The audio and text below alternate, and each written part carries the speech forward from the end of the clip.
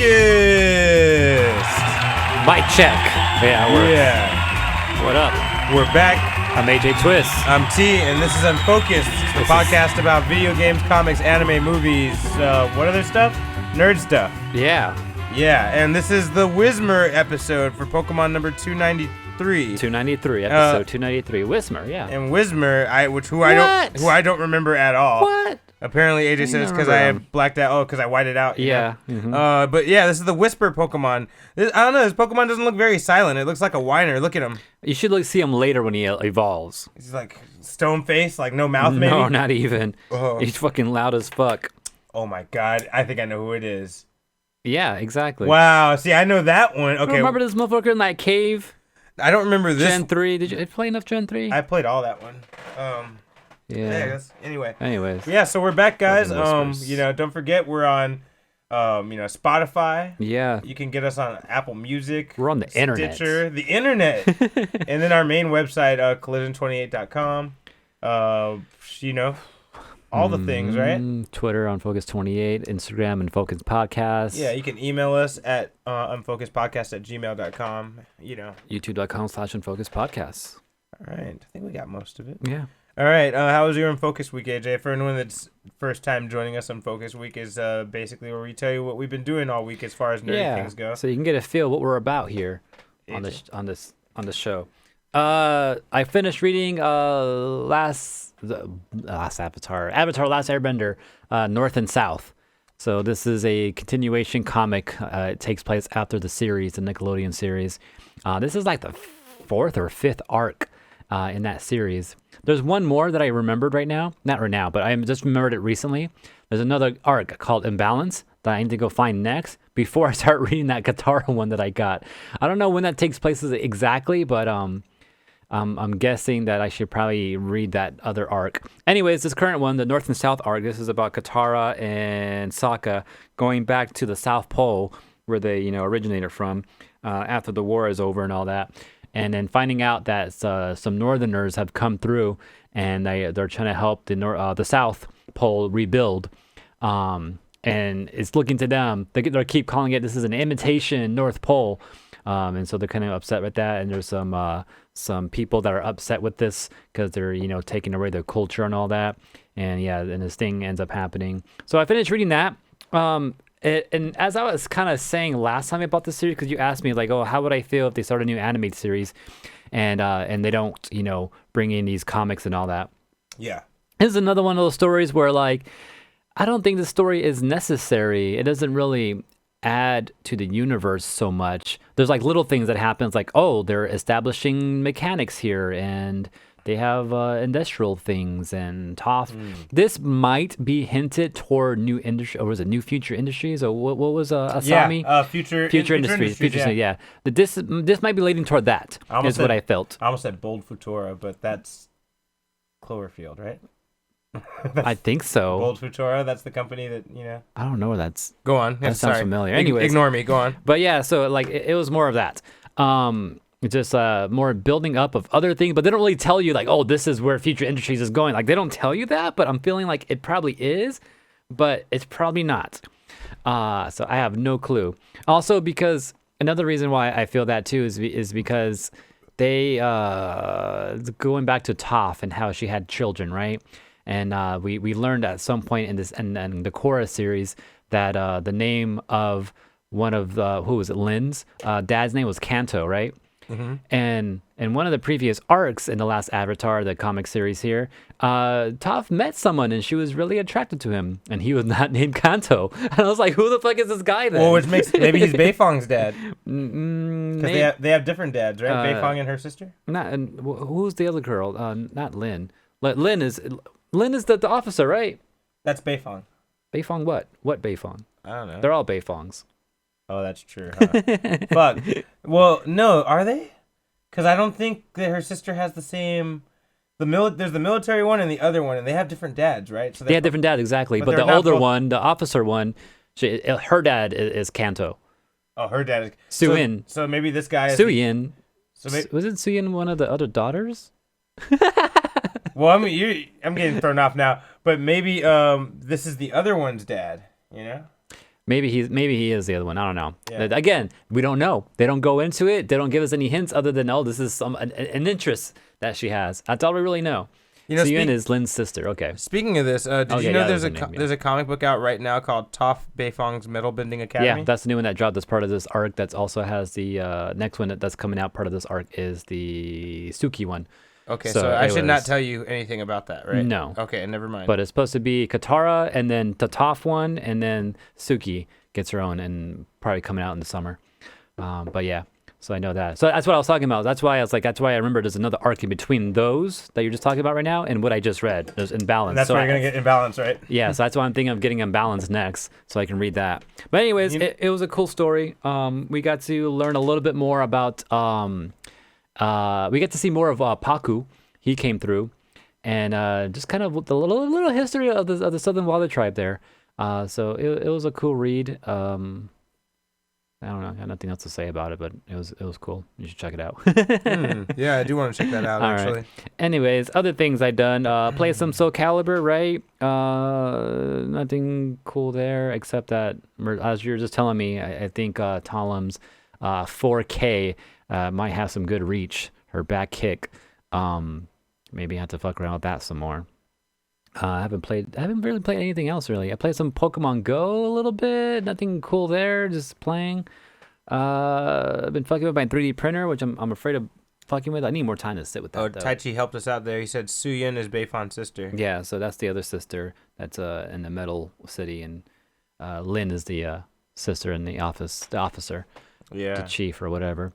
X-Men. That's the other thing. I watch a lot of X-Men. I'm catching up on that. So where you at, man? I'm cutting through season 3 right now. Just finished the Phoenix Saga and the Dark Phoenix Saga. Jesus Christ, right?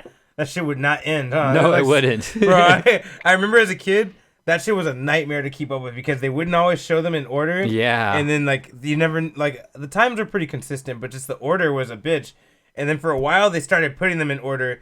And I remember I missed one, and I was like, fuck, this whole thing doesn't make sense. I'm so confused now, you know? It is confusing just in general, though. Yeah, even without having it out of order, it's confusing. Like, whoa, so there's space, motherfuckers? There's kind of other stories happening in between and all that, but I mean, at least the Dark Phoenix Saga was more, made more sense story-wise. But the first one, just the Phoenix Saga, that was just kind of, it felt all over the place. Did you catch the Spider-Man cameo? No, I did not see that. Damn it, you didn't see it? No, I didn't go back. That was happening. Oh yeah, because you may have already saw it by the time we talked. That's right. Never mind. Yeah, but I finished watching. I watched that. Interesting story. Why?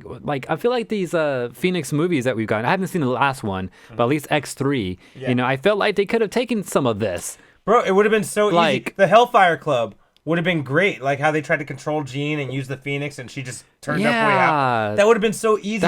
Exactly. And then we could have the X-Men fight another mutant team, which we've never had in any movie. Yeah. Except for the Brotherhood of Evil Mutants.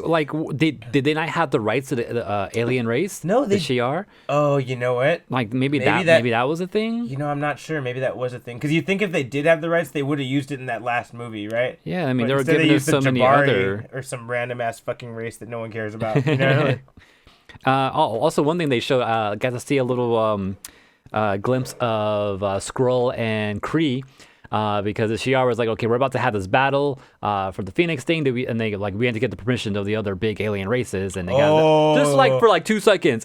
Skrull Empire, are you okay with this? Like, yes, we're okay. And okay, how about you, Kree? And they're like, yes, we're okay with this too. They're like, all right, that's all it was. Yeah, I just want to let you know. Just let you know that we know that they're out there. Yeah. They want you. Oh man, and then go ahead. No, go ahead. Tell me. I don't know what I was gonna say. Well, I was gonna say, so after you're done with this, I advised you to watch Fantastic Four, right? But if you want the actual thing that connects to this next, you should watch Spider-Man. I've seen Spider-Man. Do you know about how it actually connects to it? How does it actually connect? So there's an episode you haven't got to yet about Captain America. Which is later on. It's in the 4th or 5th season I saw. Yeah, and so him getting frozen or getting tossed out of time or whatever never comes up again in X-Men. And then in Spider-Man, it fucking comes up again. Like what happened to him.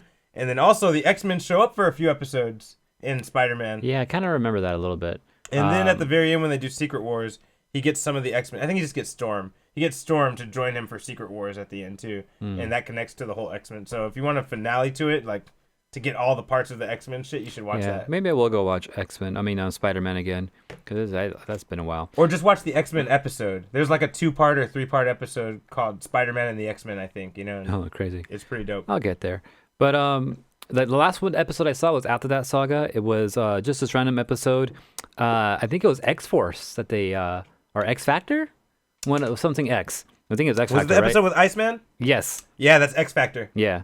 So Iceman came through, and I can really see now how in the X-Men movies they really took Rogue and made her into freaking Jubilee. Is it becoming more clear as we just talked about it and shit? Like... Yeah, not only that, but just seeing that episode, because like she was interested in Iceman and everything, and she was a little rebellious and all that, and all that. So I was like, they totally took Jubilee and made her Rogue in the movies. And, it was a lame combination of characters. Like that's not how you do it. Yeah, and then Iceman seemed like more of a bitch in the cartoon than he did in the actual movie. He's kind of just a bitch-ass rebel. Like, he's kind of like, I want to do it my way, and he leaves, and that's kind of his whole deal.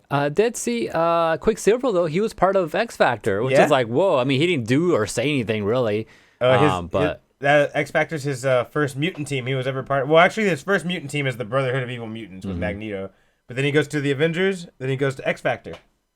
Yeah, he works for the government. It's a mutant team that works for the government. Yeah, and this whole series, too, the more and more I watch it, the more I see, like, there's a lot of history that happened before I started watching this. Now, they don't really tell us, but they kind of hint to it. Because they explain how Iceman was part of the team before even Wolverine was even there. Yeah. So I was like, that's cool. And during that flashback, they showed a battle with Magneto. And I was like, what the fuck? Like, we haven't even seen too much of Magneto at all, or his whole thing at all. He's come through a couple times, but that's it. Like, there's been no big battle. Yeah, that's all. So it's been kind of interesting seeing all that happening. But you saw when like they had to fight Magneto like in that steel mill, right? Like it was only 3 of them. It was like it was a quick battle. It was like right at the end of something. Yeah. Yeah. Okay. Yeah. They got like 1 or 2 battles with it. Not even 2, maybe 1.5. I feel like he works with them more than anything. Sometimes he kind of helps them out. I mean, he definitely had that whole thing in the what's the name of the stupid land? The Savage. The Savage Lands. Yeah, there was that. That's like the most Magneto we've gotten. That's it. Okay. And so for X-Men animated series, all right, that's where you're at. That's where I'm at. And that's pretty much all I've been up to, I suppose. Okay. I feel like there's one other thing I want to ask you about X-Men. Did you see the Quicksilver and Scarlet Witch episode yet? No, it hasn't come up yet. Which is why I was surprised that I saw Quicksilver before I even seen all that. I like how they kind of like preface things. Like you kind of see things before they come out sometimes. And they fucking gave us a frame of Doctor Strange again. I was like, the fuck? Yeah, Show me. And he never actually talks to them. Like, never. Dude, no. Spoiler alert, he never talks to them in the show. Okay. So it's like, what the fuck? Why you keep showing me the dope? He's just showing me like, again, because the Phoenix thing happened and some like reality shit was happening. And it's like, oh shit, Doctor Strange senses it. And that's it. That's all you see. It's just 2 seconds of him just like, whoa. And that's it. Without spoiler, I feel like that's what happened with WandaVision. You think? Like I think so too. The animated one. And then he went back to what he was doing. Like, they should have done that just to fuck with us. We should put the whole WandaVision, like make a little clip with WandaVision and then have the animated Doctor Strange where he's like, and then like... I'm so down. And then go back to him reading a book after that, Who it did see, though, was Emma Frost, though. Yeah. And I didn't realize that she was mostly a psychic character more than an ice character. Yeah, the ice thing, she's not an ice character. It's a crystal. The name fools you. Yeah, the name is totally unrelated. I think you did explain that to me one time. Yeah, it's dumb. She's Emma Frost because she's such a cold character. She's a cold bitch. Yeah, she's a cold bitch. She has no emotions. She's really cool. A little bit column A, a little bit column B. Yeah, she has not very much emotion. She's very cold and shit. Her power originally was just psychic powers, and eventually they gave her the ability of crystallization when she got her second mutation. But she can't use her psychic powers while she's crystalled. Yeah, because and then that would have been a cool way to just introduce her in the freaking X-Men series with the whole Phoenix thing going on too. Because that's when I saw her. Yeah, she was dealing with the Black Club over there. What do they call it again? Basically them, yeah. The Black Club is same shit as Yu Yu Hakusho for sure. The Hellfire, is that what they call? Hellfire Club, yeah. That's pretty. And it's funny because in the comics, eventually they make Emma Frost like a main X-Men, like a main character, and she's dope. That's what I was saying. I hope when we do get X-Men, we don't get fucking another Cyclops and Jean. I want Cyclops and Emma. Like, give me something different because those two are annoying. Who? Cyclops and Jean? Yeah. I know, even in the cartoon, huh? I'm like, just shut the fuck up. She's like, Scott, Jean. I'm like, just shut up. Oh my God. You guys like don't even have to use each other's names at this point. We know. And then after every little thing, oh, I love you. I was like, calm down. Okay, we know this. Calm down. Yeah, man. I think that's all I want to ask you about. Okay, so you've been enjoying the beauties of animated X-Men. It's a good show, right? Yeah, it's pretty cool. Like, I'm surprised how much story there actually is into it. Like, again, like, you know, as kids growing up in the 90s, a lot of shows didn't really have storylines into them. Maybe little arcs once in a while, that was a big thing, but mostly every episode was just its own thing. Yeah. X-Men was one of the few, like we were saying earlier, I was actually trying to watch the Phoenix Saga, like what's going on here, and I hate it when I'm waiting for part 3, and it's like, part 1, and like, fuck, I already saw this. I don't want this episode. Yeah, hate that. Yeah. All right. And I'm about to drink some tea right now. Now, for all y'all that don't know, I'm good at lots of shit, right? I fucking, you know, we're doing this fucking podcast. Look how amazing this shit does. This is all all the mechanical shit. That's all AJ. All the electronics. I freaking, you know, we had those videos out there. I 3D print crazy shit, right? I can make a mean ass like lemon herb chicken and all. I'm pretty good at cooking. I cannot make tea for some reason. I don't know why. Every time I make tea, it tastes like water. Did you just fuck it up again? I don't know yet. Did you just fuck it up again? I haven't tried it yet. I'm about to find out right now. Like, every time, like, Carla's, like, sick, and she's like, can you make me tea? I'm like, are you sure you want me to make me tea? Like, and she's like, no, I don't want you to make me tea. That's true. But, I don't know. So. It's actually all right. I'm happy. You tasted. I fucking did this shit. I was like, I don't know how you fuck tea up. I think we've had this conversation. So, yes, one of our friends said we look cold over here. That's because it was a hailstorm today. I'm not exaggerating. We're in Southern California, in the valley, the hottest part of Southern California. Almost like marble-sized pieces of hail today. Everywhere. Our lawn was covered in ice. It was cold. If I send you the picture, could you put it on the board? Like, nah, it's too much work. I probably could. I'll need to figure it out, but yes. All right, yeah, it's possible. I'm gonna I'll show you guys a picture of how much ice we had in our lawn. It was literally covered in ice. This is part of our Unfocused week too. Yeah, so this counts. Yeah, this is today. And yeah, it may not look like a lot to you East Coasters, but for us in California, we don't get ice or snow here. Yeah, I was like, what the hell today, you know? Anyway, for my Unfocused week, a few things I did. I won a hammer back. I proved myself worthy. I've been playing a lot of Cassandra lately, and apparently it's been hammer time, motherfucker. I've been playing a lot of Cassandra lately, so apparently it's paying off. And then I'm trying to push that forward by learning more this week, which I have been. The only thing that gets me annoyed is that fucking, you know, she has this roll forward and down step where she can dash and change her position. Mm-hmm. Man. Every time I'm practicing it, I do it every night now. I did it for the past 3 days. Every night I'll come here and I'll just practice that dashing for like 10, 15 minutes, you know, and then I'll turn the game off because no one's online for Soul Calibur lately. I don't know why. But yeah, like whenever I start playing people, I can't fucking do it. I'm like, I've been practicing this all week. How come I can't do this fucking this forward dash, you know? But anyway, regardless, I was lucky enough to win the hammer this time. Other things that I got to do. Wait, so do you got it down now? I mean, I don't know. I always have it down in practice, and then when I get to the match, it's hard. I'm like, what the fuck? Why am I fucking this up? We'll see on Sunday. But yeah, so for now, I'm worthy. Other things, I'm done with season 2 of Battlestar Galactica. What the fuck? That show is nuts. Love it. Going back to work soon, so I might slow up on catching up on cool shit, but I'm gonna try to stay on it. What other things did I do? Splatoon, been playing that again a lot lately. Getting my all my ranks back up to A. Because when I first jumped back in, I dropped down to B+ for almost everything. Because I got to push all my A's. I got everything almost back to A now. Cool. I think that's about it. Oh, I saw a really good horror movie called The Vigil yesterday. That shit was fucking nuts. Really good. Crazy ass one to watch. It's a horror movie about, you know, the Jewish religion. Interesting. It's fucking crazy. It was wild. It was really good. I didn't know much about their religion, and it's pretty interesting. It's a movie? Yeah, it's a movie. Not like a documentary? No, it's a movie. It's pretty crazy. Tai Chi is asking me if I played Last of Us because I had started it based on his recommendation. You know, I didn't talk about it. I started playing Last of Us based on our good buddy Tai Chi's recommendation. I like it, but it was fucking depressing. So no, I have not played more of it yet. I'm not gonna spoil it for anyone who hasn't played it, but with the first arc, the very first 15 minutes, my jaw has already dropped like, wow. So no, but I will get back to it soon. I've been thinking about it. Other things, I've been watching, I started Orphan Black Season 3. That's pretty sick. anyone wants to see how bad the snow, sorry, not snow, it was hail, not snow. How bad the hail was here. Look, this is a Southern California Valley house. This is our fucking lawn. Yes. Covered in ice. It looks like sand, but that's all ice. All ice. All over the floor, too. AJ's slipping. He couldn't even walk. Yeah, the driveway was slippery. Like, I tried to step toward my car, and I was like, whoa, I'm not walking on that. Never mind. Yeah, we're working. There's my car over there. Yeah, we're not used to it here in Cali, guys. Not this part. Anyway, other stuff. What other things did I do? Oh yeah, of course we finished WandaVision, which we'll talk about that very shortly. Shit. Shortly will be the key word because I don't want to talk about it forever. Oh yeah, Cuckoo's warned us black ice is very slippery. Hopefully we do not have to deal with that shit. Nah, it's all good. I drove out there right now. It's all good now. Yeah. I can't think of anything else at the moment, so I'm just gonna call it there. That's the main stuff for my Unfocused week. All right. With that said, let's just talk real briefly about WandaVision. Obviously, we're going to put the spoiler alarm up.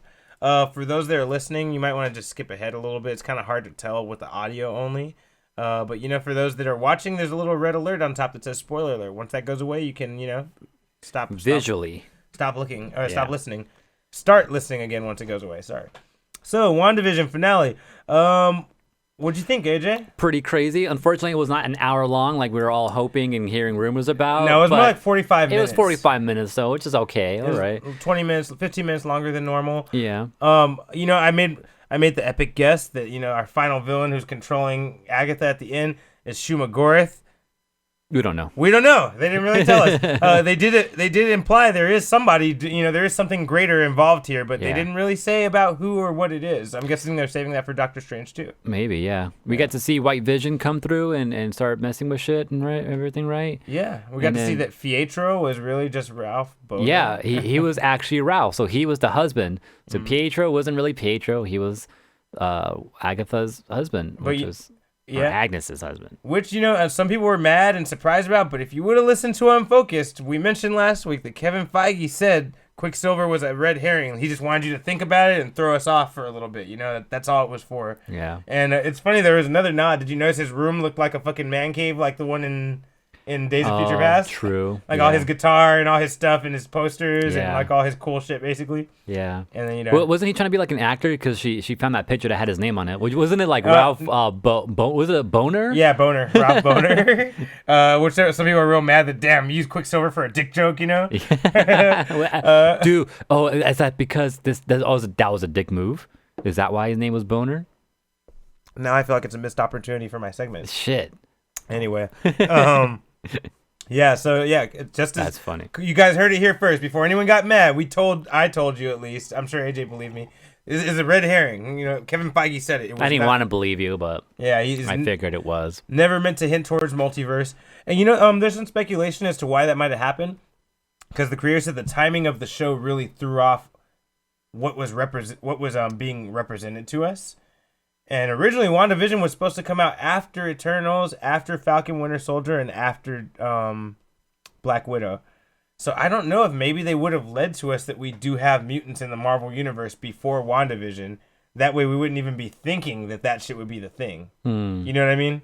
Because, like I said, that's just my conjecture, but the showrunner did say, like, the timing of it may have misled people in ways that we didn't mean to mislead them, Okay. So that's all I could imagine. Maybe there will be a nod for mutants soon, and because they had to push WandaVision first, that's why it looked like, oh, look, multiverse, and they're like, no, that's not it. So you're like, you guys are too soon. Yeah, exactly. It's coming later. Yeah. So that's interesting. Yeah. But yeah, also, what else was there? So we got that cleaned up there. We got to see more of what's her name, Monica, actually using powers and stuff, stopping bullets and shit. Yeah, letting light pass through her and like stopping things with the light she controls. Yeah. And then the Vision battle, that was pretty cool. The kids were doing some. They didn't do too much, but they did some stuff. They were dope. I thought they were because they beat Sword. Oh the kids that's beat right. Sword. They did beat Sword. That's right. I forgot about that. That's kind of a big deal. That was a thing. One of the big things though that I wanted to bring up too, like we know now that Agatha has the Dark Hold, right? That book. So it's been... Well, now Wanda has the Dark Hold. Now she has it. But before we get there, it was Agatha who had it. Okay, yeah. So now we know what the book actually is. So now we know it's that. Oh, which, yeah, we also call that. I think we said last week it was either Darkhold or Iron Book of Shumagorath, and it was Darkhold. Yeah, it was Darkhold. And then she was reading through it, and she's like, yeah, you are, Scarlet Witch. You're meant to be forged or some shit like that. And she also called her the, I forgot exactly what the wording was, but pretty much that she's stronger than the Sorcerer Supreme. Yeah, she has more power. She has the potential to be more powerful than the Sorcerer Supreme. Yeah, which means she's more powerful or could be more powerful than Doctor Strange. Mm-hmm. And her crazy. Controlling chaos magic definitely says that. Chaos magic allows you to create at will, which they actually... They actually said that in the show, so now we know that it's the same as it is in the comics. It's the power of creation and destruction. Yeah, it's basically the same as Slayers. If anyone is a fan of Slayers anime, it's the power of both creation and destruction combined, and so it's fucking ultimate power. Yeah. Also, going back to Phoenix Saga, Phoenix she's the protector of creation, right? Yeah. Oh, yeah, that could put them in conflict for sure. Right. That could be a problem. Anyways, and then. What else was going on in that? Oh, yeah. White Vision. White Vision, right? Yeah, I love that fucking... To me, all right, man, can I just say, there is no excuse for us not to have a Dragon Ball Z movie after that episode of WandaVision. Yeah. How the fuck are we not having a dope-ass Dragon Ball Z movie by now after we just saw Vision versus Vision, and then Wanda versus Agnes? Yeah, exactly. It was like if you both put of their those battles, yeah. Yeah, if you put those fights together, that's a Dragon Ball Z fight. That's exactly what I was telling Carla when we were watching it too. I was like, oh, this is like Dragon Ball right now. Like this is them floating out in the air and everything and fucking shooting shit at each other. All right, so Cuckoo's mentions the girl in Runaways did control chaos magic. However, that show is not canon, and also that's not how it went down in the comics. Like, nobody has chaos magic but Wanda in the comics. And Chthon, because, he created it. I want to know how, what's her name, powers work. She was the glowing bitch. Glowing bitch. Oh, Lucy in the Sky? Was that her name? I don't know. Oh, fuck. How far did you get? Oh, maybe they never even said it in the show. I don't know. I don't remember that name being thrown around like that, but, Tai Chi, I know there was a Dragon Ball movie, but did it look like WandaVision? That is not what I'm talking about. We don't speak of that movie because it's not canon. He's messing with us. What were you saying? But yeah, so I don't know what I was saying. But so we got that little Naruto fight too, right? Where she was like throwing those fireballs at Agatha, and she was like, "Oh, you're missing and shit." But turns out she wasn't missing. She wasn't missing. I was like, man, it was definitely a Naruto thing to do. I also felt like there's this moment in Dragon Ball Z where it's my favorite fight in Dragon Ball Z. This character named Piccolo fights this guy called Android 17. And Piccolo's throwing all these beams at him, and most of them are missing. And he's like, "What are you doing?" He's like, "You're missing." And then the fool says, wait a minute. And he looks behind him, and there's fucking all these orbs of light behind him. And he threw all the energies and held them in place. Yeah. And then he fucking brought them all in on him at once and fucked him up. That's crazy. And I was like, oh, and Dragon Ball doesn't have very many strategic moments. It's very... They don't? That sucks. It's very low. There's very little of that. That was like one of the only moments in that whole season like that. And so you're like, oh shit, this Piccolo motherfucker is smart, so it's it was a rare thing in Dragon Ball, and then it became the norm for Naruto, which is why Naruto's way more badass. Right, yeah, they always did some shit like that, like always like all some sneaky shit that you didn't even see in the beginning, or maybe you did see, you didn't know what the fuck was happening, right? And then they explained it. This is what I was doing the whole time. Love that. So they had Wanda had a moment like that where she actually put ruins up against her barrier. Yeah, which she was actually taught in the previous episode by Agatha, because Agatha got overconfident, and Yoshimitsu, he already told you, overconfidence is the greatest enemy. That's right. And then it's funny when you go back and look at episode 8, you can see Wanda looking very intently and very what's the word? Like frazzled. She's like looking very intently at the runes. Yeah. And like when you watch it again after watching 9, you're like, she's fucking studying those things. She's trying to fucking get it down in her head, I think, And I'm like, that's pretty cool. I like that shit. Yeah, that was a cool moment there. And then, Wanda almost got her energy drained, but like after doing that shit, she was able to reverse it and get her energy out of Agatha, which was kind of crazy right there. Because Agatha was no longer to use spells, right? She couldn't defend or anything. And then the way the Vision battle ended was pretty cool too. It came down to logic. To philosophy, actually. Yeah. And I've heard that story that he was talking about the ship. The ship of Theseus. Yeah. Like, is it the same ship if you stripped away every board that it started with? I love that they went there, man. I didn't expect that. I was like, I've heard that before too. I don't know where I've heard it, but I was like, dude, I know. As soon as he started talking about it, I was, I know what he's talking about. Like, Yeah. What do you think about it? That I just like that whole part though, like just breaking it down and talking about that, and then the other Vision just fucking learning like, oh shit, he's right. Like, are you really Vision then if you're not actually made of the actual parts? And I was like, I'm not sure if he ever got to that part, but I was wondering, he was like, wait, I'm Vision. Should I destroy myself? Like I was thinking I was gonna go back in that direction or something like that. Yeah, that's what I thought too. But I'm assuming that Vision probably has a protocol to keep him from destroying himself in case something like that happens. Maybe, yeah. So maybe him telling him that fucked with his head, and he's like, you know what? I need to go figure this shit out. Pretty much. He just took off, Before he could take off, though, like Vision actually put some thoughts into White Vision's head. So Vision pretty much gave him. Well, he didn't put thoughts in it. He woke up the memories that were in his banks. So so he doesn't. Okay. Yeah, I don't. That's what happened. I see. Yeah, he won't remember what happened in WandaVision. But he will remember all his moments with Wanda from Ultron and all that before that, stuff. yeah. So everything before he died at Thanos' hands is what he will remember and know. Mm-hmm. That's crazy. Okay, yeah, I didn't see it like that. Yeah. But yeah, that's cool.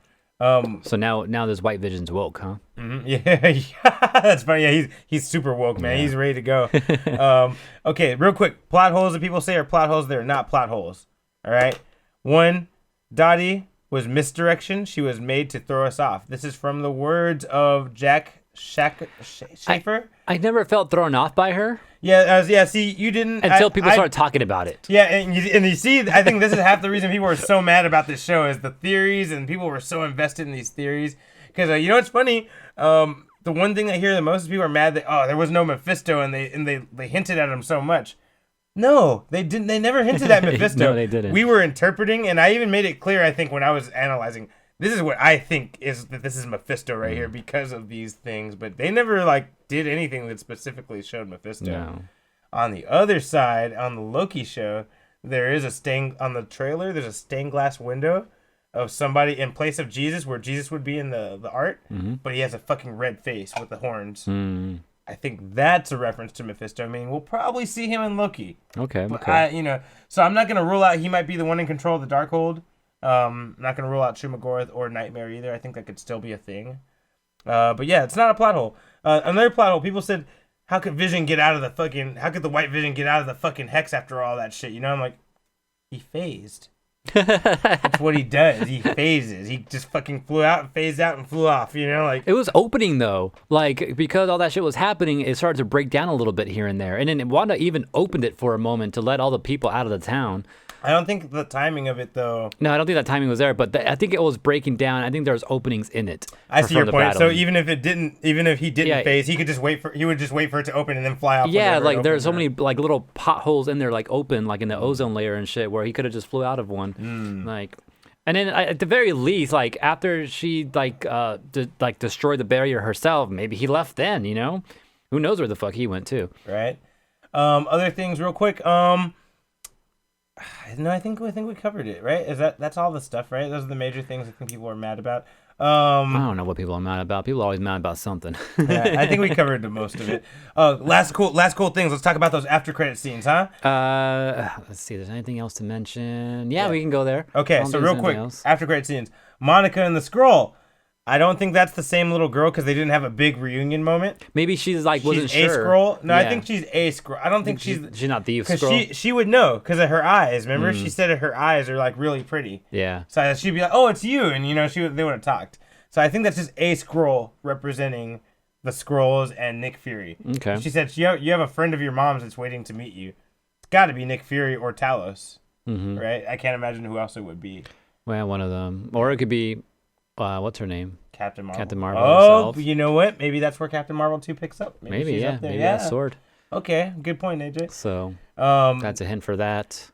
Yeah, I think I don't think that engineer was a Fantastic Four reference anymore because I think I saw something about the showrunner, not the director, but the showrunner said that it wasn't meant to be that. He was like, it was literally just supposed to be an engineer. And he's like, and she knows that engineer. The engineer made it and sent it there for her. He's like, it wasn't supposed to be anybody. That's what he says. But Marvel lies. I was gonna say Marvel lies. So he may be trying to throw us so that whenever they do reveal it in future stuff, we're still surprised. They either lying or they'll maybe it's what they kind of maybe they didn't plan it that way, but like maybe they're thinking about like maybe we should just have it be that, you know. Let's go ahead and write this into the next movie. And then now they're trying to shut it up because they are writing it in. Yeah. You know, that's funny. A lot of people are like, damn, Marvel must be learning a lot from the fan theories. Like, oh shit, because luckily for them, this is a 2-part thing. Also, that's one of the things I want to warn people about that are mad that certain things didn't get resolved in this, like White Vision and, you know, where Wanda's going and where is Doctor Strange and what's going to happen to Agnes. Because these things, you know, there's a second part. It's called Multiverse of Madness. That's the finale to this whole little event here. And then even if they're not resolved in that movie, I feel like they could be resolved in other movies or other series in the future. Yeah, and I think people got so invested in this show being so long that they forgot that this is how Marvel does it. They don't give you everything. They always spread it out and make you find the pieces. Like Thanos, you know, like Thanos showed up in 2 or 3 movies before he ever had a full-on speaking role, you know? Like, I mean, he mentioned things, but, you know, he wasn't... He smiled once, you know? Yeah. Cuckoo says, so was this a series finale or a season finale? So, good question, Cuckoos. That's a very good question. See, this is part of the MCU series, so the series is not done. No. No, you stupid. Shut up. To answer you, Cuckoos, Marvel said that this, as far as they are concerned for now, WandaVision is a 1-season and done thing. One and done. Yeah, they said other shows may have... one-night stand. Yep. They said they have other shows exactly like a one-night stand. They said other shows are definitely set up to have more seasons. Like they didn't name them, but they said some of the shows they have planned now will be set up to have more seasons. But WandaVision, as of right now, is a 1-and-done season series finale. They could always backtrack if they think of some ideas to make this work and do a second season. But for right now, officially, Marvel and Feige said, no, that's it. WandaVision's over. So, yeah, we'll have to see what happens. Maybe the next story will be called Wanda's Vision, you know? So, rather than WandaVision. Right. Or maybe it would be called what the comics called, Scarlet Witch and Vision. Ooh. Yeah, that's what that comic's actually called. Okay. Okay. Yeah, maybe just Scarlet Witch, yeah. I think Scarlet Witch and Vision would be better. All right, so the final end credit. Yeah, let's talk about it. So where was she? You know what, my guess, man, because of the icy looking mountain, it's got to be Wendigo Mountain. Which you don't know yet because you haven't gotten to your episode about Quicksilver and Scarlet Witch in the X-Men animated but series. she was on her Thanos though, right? Because Thanos out there, he fucking snapped. He went to go chill on the planet by himself and shit, right? He needs to go find himself. You know? There's a lot of spiritual soul searching going on in the Marvel universe. People like take off Iron Man, Thanos, Vision, Wanda. You just take off Thor. The Hulk did that too, right? The Hulk, yeah. You just kind of take off and like, you know, I'll figure this out later. Give me some time, bro. Hey, let me just walk this way and figure it out. I need to figure out who Hulk is. You know, like he's like, I know what Banner wants, but what does Hulk want? You know, like, but yeah. So we saw her off, you know, separating herself from society. Probably a smart move considering her volatile state and her newfound superpowers, which are fucking nuts. By the way, we didn't mention her new costume.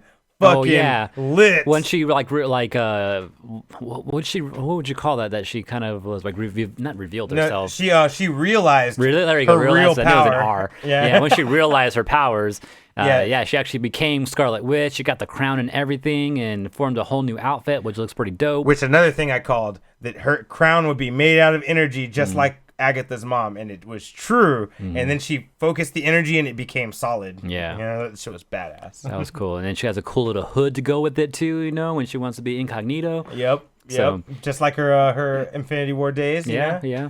So Scarlet Witch came out full power, fucking shut Agnes down, sealed her away for later, and now she has full access to her powers as Scarlet Witch. We don't know if she knows how to control them, but she has access to those powers. Yeah. Now. And then, so after we see her isolated in Wendigo Mountain, she makes herself a cup of coffee, which someone pointed out. Or tea. I'm sorry. You know, might be tea. You know, someone pointed out, I saw in a video, I don't know if it's true because I haven't gone back to look myself, but they pointed out in the video that she grabs that hot pot of coffee by her hand. Shit.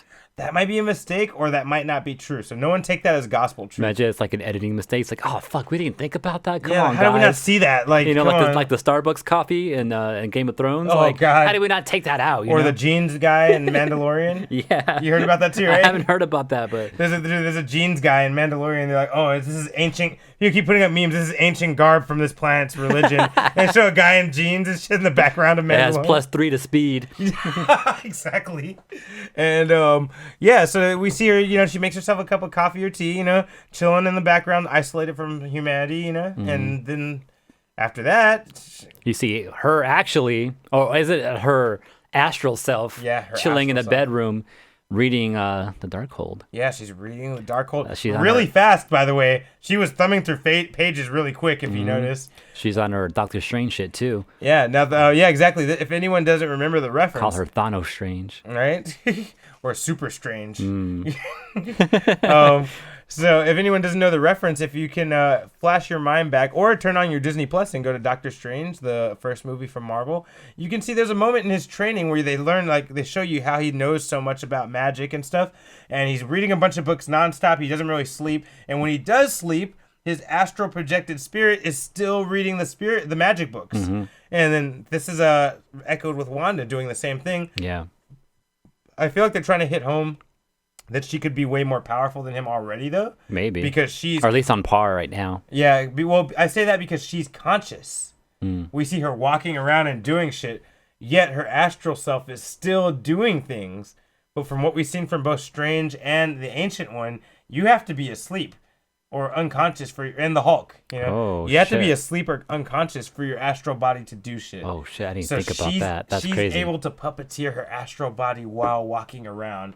That's a whole nother level of power. You know, even if you don't even understand magic or spirit shit, Whoa. that should already tell you that's on a whole nother level than Doctor Strange. Thinking about it though, in a way, she created, Vision and all these kids, out of power while she was conscious too. So maybe it's on that same, type of thing going on. Nah. Chaos magic is creation. That's different. Okay, That's, so this is astral. Yeah, this is like a regular spell that Doctor Strange uses, except she's just using it at a higher level. It's like in you remember in Slayers how somebody used a spell and they were like that was a Digger Brando. They're like it was so powerful without him saying the spell. They're like, usually when you say the spell and do the full incantation, it turns out that powerful, but he did that powerful just by fucking throwing the spell out. Right. It's kind of like that. Like Okay. she's able to astral project so easily that she can be awake and walk around like it's nothing to her. And that's scary. Yeah. That's really scary. Like, is damn, scary. she can learn. And it's not a regular book. It's the fucking Darkhold. Yeah, she's reading that. Like, how she learned the language to even read it, Shit, I decipher it and all that, didn't even think about that. Because they showed us some pages in there. There's a bunch of just It's Scrabbles, yeah. Like, there's hieroglyphs and shit. yeah, damn, dude. You're right. Because there's a premise. Stephen Strange is a doctor, and they show he studied hardcore to get to where he's at. So there's a premise to him, like, maybe he just sat there and decoded everything. Yeah. How the fuck did she do that? Yeah, exactly. That's a good point. Unless she accessed something, I don't know. Also, I'm thinking about it too. Like maybe where she went to in the middle of nowhere, maybe that house that's there, maybe she made it with her own energy, her chaos magic. Wow, didn't think about that, AJ. There's nothing else there. Nothing else there, right? Damn, good point. So she's like, right here, this is what I'm gonna set up right here, and just fucking made herself a house. Damn, AJ just pointed out maybe that's how Doctor Strange finds her in Multiverse of Madness. He feels that house made out of her chaos magic, Maybe, yeah. And AJ already answered. If anyone didn't catch it until now, AJ already answered in his Focus Week how Doctor Strange handled, sensing Wanda. Because everyone's like, oh, how come he didn't sense her if Agatha sensed her? It's because of X-Men, the cartoon. Exactly, yeah. And he's like, he sensed oh. it. He turned around, but And he's like, all right. Well, you want to order some ice cream? Give me a Hulk of burning Right. fudge. I think we covered everything. Is that it? Yeah, like I said, I'm calling Wundagore Mountain for the location, though, because that's where she was born, and her and Pietro were born, and that's a whole nother story. Tai Chi mentioned she could have absorbed Agatha's knowledge. Oh, shit. That's a really good point, Tai To read Chi. that Thank book, you. yeah. Maybe she absorbed Agatha's knowledge, because snacking on yo magic Mm-hmm. was definitely Agatha. Oh, wait, real quick. Easter egg I feel like no one caught. I've seen a lot of videos talking about it. Did you notice when Wanda disappeared, she did the move that I Dream of Jeannie does before she activates her magic in the old show? There's a point where her and Agatha are facing off, and Wanda like she's all mad and shit, and then Wanda relaxes, and then fucking she like does this little smile and like her hand under her chin and like turns her head to the side, and she disappears. And Agatha's like, "What the fuck?" And then Wanda shows up behind her and hits her with the hex she does to Tony Stark. Yeah. And I was like, that was also a very Naruto moment. That was pretty right. fucking cool. Yeah, but if anyone noticed, that's the Bewitched thing where she fucking smiles and puts her head to the side and fucking does her magic, but Wanda fucking disappeared right there. That's crazy. So I feel like it's almost like her coming to terms with her past too, Yeah. and accepting that whole like sitcom thing. I don't know. It's something I picked up on. I thought that no one talked about in any video I saw. Yeah, I want to go back and watch that again because I haven't seen it since I last saw it. All right. Last thing to say Tell me. is that I think the Darkhold isn't actually the Darkhold. I think it's the Book of Fox, where all the Fox, movies are in there, and now they're going to be released on the world. Jesus Christ, I hope not. So X-Men are in there. I don't know what else. Whatever Fox had is in that book. You know what? Your story holds weight because the other name of the because the name Scarlet Witch came out of that book. I'm just saying. Fox had that rights. By the way, if you got a chapter for yourself in the fucking Darkhold, you should probably rethink your life a little bit. Oh, true, too, right? Yeah. But you know what your theory holds weight because the other name for the Darkhold is the Book of the Damned. Yeah. And there he goes. Yeah, Tai Chi. The same there thing. you go. Tai Chi brought it. I think he said that earlier too. That's right. I didn't catch it. I'm sorry. But all right. That being said. Oh yeah, and then we heard the kids' voices at the end of that too. Oh yeah. So screaming for help. Okay. So all right, real quick about that. Either they're really asking for help, and someone's got them, or their spirits are still out there somewhere, or someone's trying to bait Wanda. That's something I really think is possible. Maybe the owner or creator of the book is trying to bait her so she'll keep raising her magical power for whatever he wants with her, Or what if Doctor Strange is baiting her so he can talk about her power like the fuck, man? No, he wouldn't do that. That's fucked up. Or maybe he is doing it because he was going into dimensions and found out wait, these kids are here. These are Wanda's kids, right? You know what? Oh, imagine if Doctor Strange, if we see a time lapse of him looking for the kids and he's the reason she hears them or something like that. I also think Doctor Strange is gonna go up to Agatha and ask her for help at some point in his movie, and that's how we're gonna get her again. He'll take the spell off her and ask her, and maybe he has to have a mini fight with her or something. Maybe. But anyway, go ahead. That'd be crazy. What were you gonna say? What if Doctor Strange has been trying to contact Wanda this whole time, but she's secluding herself from him? Maybe she's been blocking him from trying to talk to her, just ignoring him and all that and then Doctor Strange's okay, I need to get our attention somehow. I found these kids, and then kind of projects that to her, and then now she's paying attention. He's I knew it's the only way you would listen. Yeah. Damn, that's good, AJ. Yeah, right. Anyway, we'll see. We'll find out next year when Doctor Strange 2 drops. All right, guys, don't forget. We're going to jump into the news now. Spoilers are over. Myrtle would find Agatha useful. Oh, shit. Team up. I don't think so. No, I don't think so, man. I think Myrtle would kill Agatha. Well, useful in terms of he needs a new coat, so he's going to take it off her back type of, useful. Oh, take her, he's going to kill her. Or that too, yeah. Yeah, he did take the other guy's magic. Oh, damn. Myrtle's magic of stealing magic is similar to Agatha's, isn't it? Huh. Damn. Yeah, maybe you can use that. I don't know. We'll see. Yeah. But yeah, that is something. I kind of feel like the plot of it is going to be Myrtle wants to kill Wanda. This is not spoilers, so you guys are cool here. I think the plot of Multiverse of Madness is Myrtle's going to try to kill Wanda and Strange is going to try to protect her. And then when they get there, they're both going to find out neither of them have a chance against her. She's going to turn up and Myrtle's like, oh, fuck. And Strange is like, oh, fuck. I can't protect her and I can't kill her. Fuck. Damn. And now they both have to work together to stop her, even though they don't like each other. It sounds like a Marvel movie to me. Yeah, I don't know. Yeah, okay. And at the end, Myrtle can do some Loki shit, if I can betray Strange, and I don't know. It writes itself. Yeah, it writes itself, yeah. All right, that being said, let's jump into the news. Okay! This is the news. Let's do it! The news. What? Let's get it! All right, up until this moment, a lot of sound was in the right ear, but it's no longer happening. So today, if you all didn't know, today is March 10th. It is Mario Day.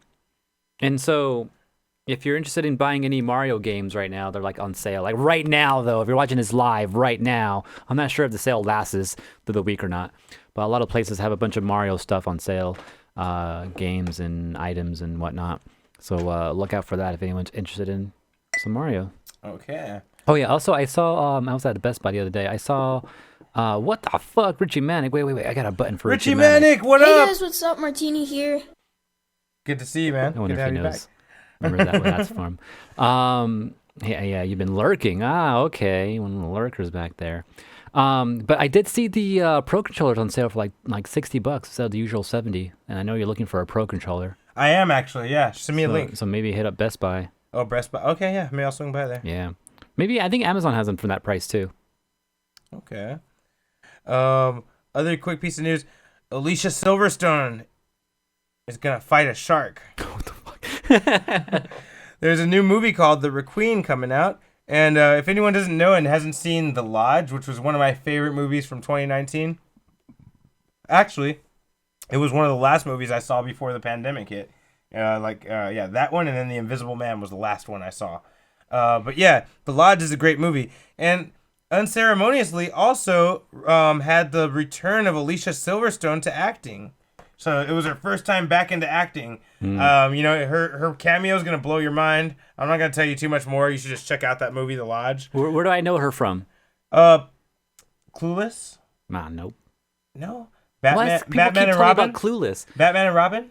Was she... Batgirl? Okay. All right. That's something. Yeah, she's like 90s fucking heartthrob, man. She was fucking everywhere. You don't remember Alicia Silverstone? I wasn't looking for bitches in the 90s. Man, that's fair enough. Okay, we were young. She was bad, though. Let me just tell you. Alicia Silverstone. Anyway, she's back into acting now. And her next movie is going to be this movie, Requiem, which is going to be her versus a shark. It's going to be like basically like, those, it's not all about her versus a shark, obviously. But, it's going to be one of those shark movies, those horror shark movies where they're trying to, survive. So is this like another Sharknado movie? Yes, but with more class, I would imagine. I think more like that other one. What was it called? Shark Cyclone? Sharks. No, there's another one that was like just about a giant shark. She was in Aerosmith videos? Yeah, she's in a lot of Yeah, it was Aerosmith. Like, I remember what band it was, but yeah, that's who it was. Yeah. So she's back out in the game, and she's starting off with something crazy. And it seems like the horror era is where she wants to be now because she did The Lodge and she did this, and I did not expect that. Keep an eye out for these. For this movie, it's gonna come out sometime next year. Is she gonna be like the Juggernaut and fucking sock a shark in the face? Yeah, imagine. You never know, bro. I could see it happening. Hopefully that means she could get a Marvel role at some point too, man. Yeah, like if she was Batgirl before, I don't see why she can't be like, I don't know. Who would she be, or who would you want her to be? Emma Frost. Invisible Woman. Okay. Oh, hey, maybe she's in New Zealand right now, right? Yeah, I kind of want Rachel McAdams for Invisible Woman, but guess what? She's already in fucking Doctor Strange. I'm so mad that you used her for his side piece, for his girlfriend. Yeah, they can do what they would do with what's her name, Gemma, and recast her as a new character. Man, I would love that. Anyway, yeah, keep an eye out for Requiem. It's a shark movie featuring Alicia Silverstone. Okay. AJ? I think we mentioned something about something being canceled earlier. I don't remember. But Pepe Le Pew, remember him? Oh, yeah, I heard. Tell me. Yeah, apparently the people are trying to cancel him. So Pepe Le Pew is a Looney Tunes character from back in the day, if y'all kids don't know. Yeah. He was this skunk, and he would be always chasing this one cat who would like... Do you know where this came from? This is because he's not... People were asking if he's going to be in the new Space Jam. Yes, right? exactly where I'm going with it. Okay. Yeah. But yeah, so he was a... Oh, yeah, that's right. Dave Chappelle already put him on blast this Taichi. That is true, too. He did, and he was right. I always felt weird about that fucker. Once I became, like, over 20 or something, like, once I was in college or so, I was like... That character is very, like, not cool. You can't do that shit. Yeah, so he was always attracted to this cat, and sometimes that cat would get a paint stripe on her. It looks like a skunk, and he was just all over her and not letting her, like, just chasing her down, and she was always trying to get away, and he would corner her, try to kiss her, make out with her, and she'd be just pushing away. Grab her, hug up on her. Yep. Feel her up. It was wild. It was crazy, right? So that's all back in the day, right? We all grew up with that on Looney Tunes, right? Well, then, I don't know, that kind of starts coming back up like a lot of things nowadays, right? A lot of old shit you did comes back up. And this is actually, like, a lot of like people on the internet always, kind of mention it, talk about it. Like we just said, Dave Chappelle brought it up a few years back. And then someone in the New York Times wrote a column on this subject as well, saying that he added to the rape culture. Damn. I really think he did. So did Dave Chappelle call them rapists too, though, right? No, but no, he's saying that he added to the fact that people make it okay. Yeah. I think it's true though, man. Like, cause you watch a cartoon and like, it may even just be a joke. Even just a joke that you do based on Pepe Le Pew to a girl or something like that. Back then before you knew it was cool, it wasn't cool. Yeah, like in a way, like he never like really learned a lesson from it, Yeah, there's no punishment. He just doesn't get her. Yeah, it would be cool if he did that, and then all of a sudden there was a lesson taught afterwards, like, I shouldn't be doing this shit. But it never came down to that at the end of any of those episodes. No. He was like, "Oh, I'll see her next time." Yeah, right. I was like, "Oh shit, that's really dark." That's true. The other problem, it's a double-layered problem. The other problem with it is it's racist, to French people. because that's the whole thing. Is like they have a stereotype that they're like that, and I do think a lot of them are like that. It's kind of in their culture to be overly physical. Yeah. You know, and I think that's a thing. And some other cultures do find that a little creepy and rapey from French people. But I feel like they over fucking pushed it, and him being the only character with a French accent, that's a little racist. You know what I mean? Like, you can't say all French people are like that. Like, I see that. Yeah, I see that. Well, after that article came out and people started, complaining about it even more, Warner Brothers went ahead and announced that they are going to take him out of Space Jam. I think it's called The New Legacy or something like that is the name of the movie. It's Space Jam 2. So he has been taken out. I think there's already scenes in there that they did, but they're going to just cut him out. Yeah. They're going to take him out. I heard he wasn't, I didn't hear him. Sorry. I kind of feel like he was never going to be in it.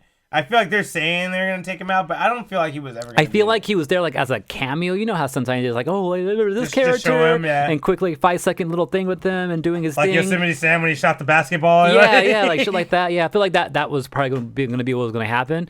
Maybe just cut it all out now. Also, Warner Brothers has also said that there's no current TV shows featuring the skunk and that there are no plans to have him appear on Looney Tunes, a Bugs Bunny Builder, or Tiny Toon University, or any other future projects. So they're going to pretty much just toss him out completely. I would say they should try to rewrite him. Bring him back. But, let him be like that in a way, but not really, yeah. Yeah, I said use him to teach kids a lesson. Yeah. Make it he learns something Like from when you it. do this, you can get slapped or some shit, bitch, All right. Yeah, that's pretty interesting. Other news. So, this weekend. Makes him awkward around girls. That would be funny. Like, just give him the opposite kind of feel.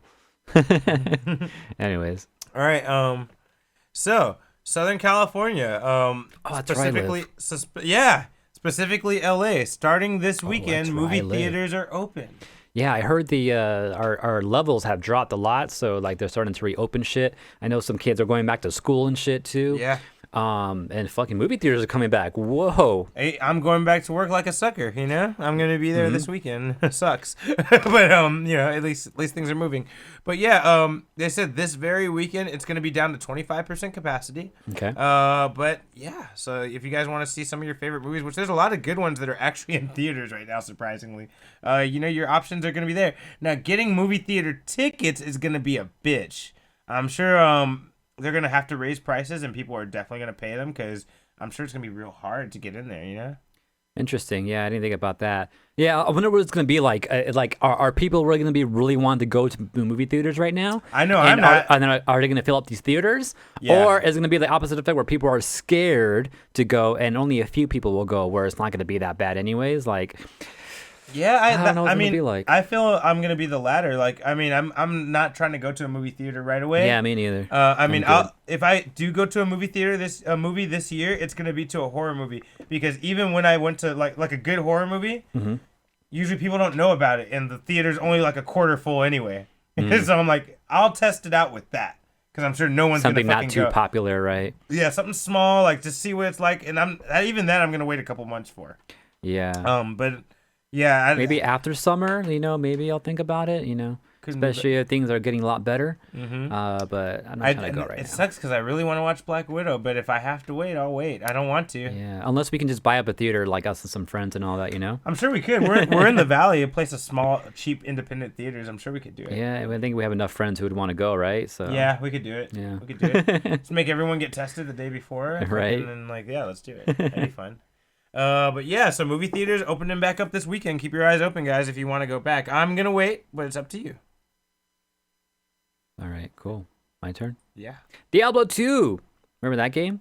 I've heard of it. Yeah, it's a game, spend our lives over, try to quit work over and all that. But apparently Diablo 2. Oh my god, yeah, I remember. So they announced recently that I guess maybe we already knew this, but I guess people are just finding out that if you have your old save file from back in the day, shut the fuck up, that you're going to be able to use that same save file to open this game up. Do we have our shit? I have no clue. I'll go look in some old files. Dude. I feel like I did come across something regarding it back in the day, but also we got to be careful because I'm pretty sure we had a bunch of hacked versions as well. Yeah, because we started buying items at some point. No, not only that, but... Oh, my mic just died. Our good mic? No. Okay. No, that's good. I'm good. Okay. Can you hear me? Okay. No, we also started doing the hacking thing too. Remember, Hose had the program where he could just give us items and all that. Oh my God, we did do that. And then we also had that weird version of Diablo where like some of the maps were different in the. Oh man, we had like different attacks. Like I remember I had a poison sorceress for a little bit throwing cows. Remember I used to throw cows? Oh yeah, that's right. I forgot about that. Oh man. We played on BattleNet, but like we also had that other version that we were just playing local or playing LAN. Yeah, we weren't too into the PvP. I kind of wanted to be, but just never really got into it. Yeah, so yeah, if you still have that old file somewhere, it might work. And the reason why this is possible is because this game, it's not a remake per se. It's more of a updated version of what used to live. So it's the same engine and everything. It's like all they did was just updated the graphics and stuff like that. Is really what they did. It's a remaster. So the actual gameplay is not touched. No. Yeah. Okay. So as far as we understand, all that shit is exactly the same. So that's cool. Also, what's crazy is that because this game is to be coming out on on the Switch as well and consoles, that means because this game has cross progression, if you open your save file on PC and open the game on PC and then you save it, that will transfer over onto your consoles versions too, which is crazy. So any save files you had on PC back in the day, you can in a way get it over to consoles too because of cross progression. So shit! Wow, that's cool. So I think I'd rather just play the game from scratch again because that's what we did all the time, anyways. Oh yeah, we play from scratch. We never. It's fun. Actually, it's fun to like rebuild your skill tree and like. Yeah. And I'd rather actually, you know what? I don't want to use my old save file. You're right, because I want to look for it and like plan out my skill tree and shit. Yeah, I'm pretty sure I fucked up some characters in the past, so before I learn, and once I learn, I'm pretty sure we're just hacking shit by then too. Yeah. I wonder if the battle. I'm pretty sure all the BattleNet stuff. Oh, does those files? So anything that you played on BattleNet online, are those saved and those can still be used on BattleNet? Because I'm over here thinking of just local play, but I didn't think about going online with these characters. Huh? Yeah, I gotta go. I gotta save. I gotta go find. Yeah, like all my files that I have are always like moved over from hard drives. I don't keep shit in just old computers. Actually, probably my first computer is like that. But after that, once I started building my own computers, that hard drive always just moved over or was like just rebuilt somewhere else. So if I have them, I should still have them. Also, I do have an old laptop though. That also might have files. I used to play Diablo on my laptop too, so I can also check that. But I'll go look around. I'll go look around right now. Shit, fuck it. All right. Anyways, that's what's going on with Diablo. Okay. Pretty cool stuff. Something else. Mortal Kombat has released a new poster for the live-action movie that's coming out later on this year. Where's my... And the poster shows off one of the characters, Cabal, who is one of the ones that was mysteriously missing from the trailer. We didn't see him at all. Now, I find this really interesting because Cabal is one of the characters that nobody fucking cared about. And it's crazy he's kind of coming to prominence a little bit. And I remember when I saw the cast list, I think I talked about it a couple weeks ago, of like everyone who is confirmed to be in Mortal Kombat. Mm-hmm. And I read Cabal and I was like, Cabal, like, damn, isn't he from Mortal Kombat 3? I'm like, I feel like nobody ever cared about that guy. You know, he's the one with the mask and the fur. Maybe he's going to be one of the first to die. Maybe. It's also, he was one of the heroes in the game, I think. If I remember. Cabal and Stryker, if I remember, are heroes. And but yeah, it looks like he's on the villain side. He's over there with Molina and them. Richie Mannix says Cabal was a big deal in 3. Spin attack combo. Yeah, exactly. Richie Mannix, spin attack combo, motherfucker. And he wasn't. His look was just so weird, and I feel like no one ever talked about him as like they love that character. But now here he is. I wonder if they'll do his spin stun, if they do a version of his combo in the movie, you know, to show how badass he is. How would you feel seeing that? You know how we play fighting games and we have combos in the air? Like, would you want to see shit like that in a movie? It depends on how it's delivered. You know what I mean? Like, because there's been movies I've watched that have air combos, and I'm okay with it. You know, like someone hits someone and they jump up and they kick them a couple more times before they fall, you know, or whatever. That's cool. It just all depends on how you show it. But yeah, this look of him looks really good. I think it's interesting that he's in it and has such a badass design, and he's such a prominent character in this movie. And I think he looks cool. Hopefully he is. Yeah. Richie Mannix says, He looks cool. I'm skeptical of this movie. Yeah, I think we're all a little... Everyone loves the idea, and we're all behind it. We're all going to watch it, but I think you're right, Richie. I think everyone's a little skeptical of this movie. Yeah, we're all worried. We're all just like, man, I hope this shit's good. Yeah, dude. it looks good. Let's hope they don't fuck it up. That's I think we're all there. Yeah. I don't think there's anyone that was like, this is gonna be bad. Or maybe a few like younger kids are probably like, this is gonna be badass. But, Yeah. but we all remember the original Mortal Kombat movies. because the trailer for Annihilation looked great. You know what I mean? The trailer for Annihilation looks so sick, and then you watch the movie and you're like, what? I remember that's the first movie as a kid that I realized was bad. You know what I mean? I'm like, what's going on in this movie? Like, why'd they change Johnny Cage? We've been let down before. Whose name was Polly Pockets in StarCraft? Was that me or Hose? Sounds like a hose name. It does sound like a Hose name, actually. Anyway, you got something else for Shaka? Richie Mack said he's not seen Sonic. Let me tell you, I've been fucking up by not watching it for a year now, and I just watched it a month ago, Richie. And you know what? You just keep in mind that it's a kid's movie, and you're gonna fucking love it. It's great. It's actually good. As long as you brace yourself for the fact that it's a kid's movie and there's gonna be kid moments in it. Everything else in it's good. Story's good. Characters are cool. They look cool. The fight scenes are fun. Like, it's good. Yeah, like even me, like a Sonic, like, you know, I love Sonic, and I was kind of just scared about the whole thing. Like, I was gonna destroy this shit. It wasn't destroyed.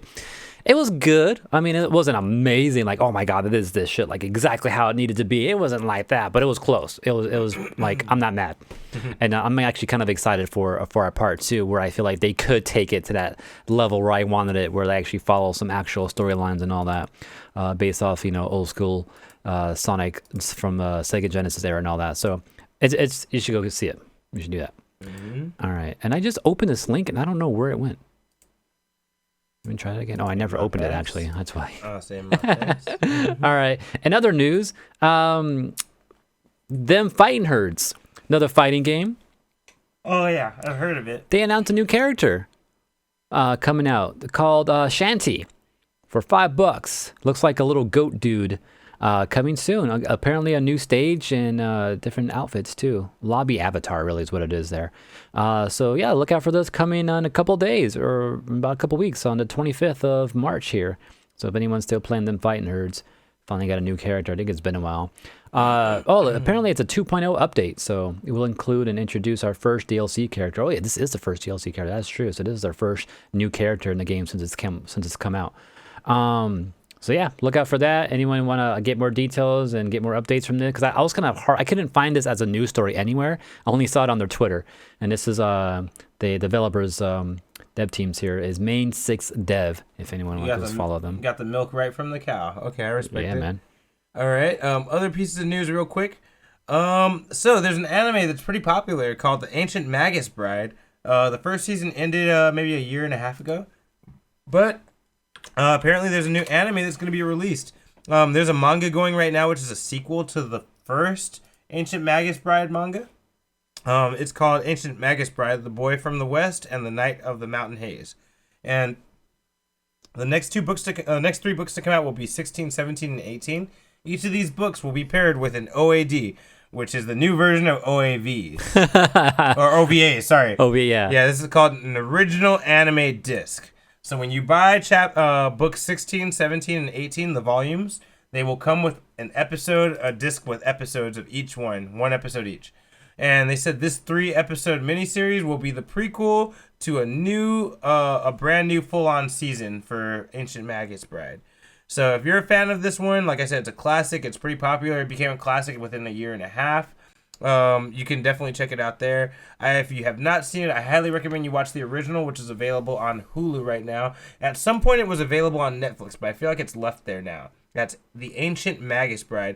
It's really heady, really weird, but if you can get behind it, it's weird. A good show. It's a good show. It's about magic and spellcasting and the world and weird shit and buying humans. You know, it's pretty crazy. Yeah, you know? That being trafficking, you know. Yeah, it's no big deal. Human trafficking, you know. Originally it was handled by, I believe, Studio Madhouse, and now it's going to be taken over by Studio. What was it? Oh my god, can't believe I've lost it. Studio Kaifka, I believe, is the name. Studio Kaifka will be taking over it. But yeah, so just keep your eyes open for that. Ancient Magus Bride. I'm sure it'll be available everywhere once all those manga volumes come out, you'll probably have a compilation disc you can buy. But if you want them for free, buy the manga and you'll get the discs. All right. AJ? So Kafka, sorry. It's Studio Kafka. Before it was Madhouse, now it's Studio Kafka. Kafka.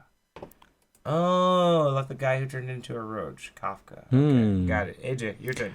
All right. I should have said this earlier, but actually, I'm going to save this to the end because this is more funny news. But okay, so let's do a new TMNT game. Yeah, let's hear about it. Yeah, so apparently the makers that did Streets of Rage 4. Streets of Rage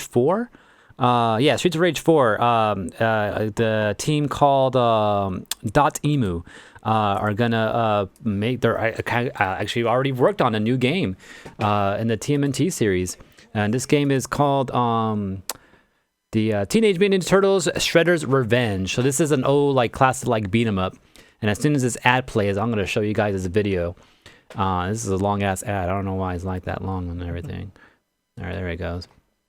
They did a whole opening to it with the old school music and everything, the old school 80s opening.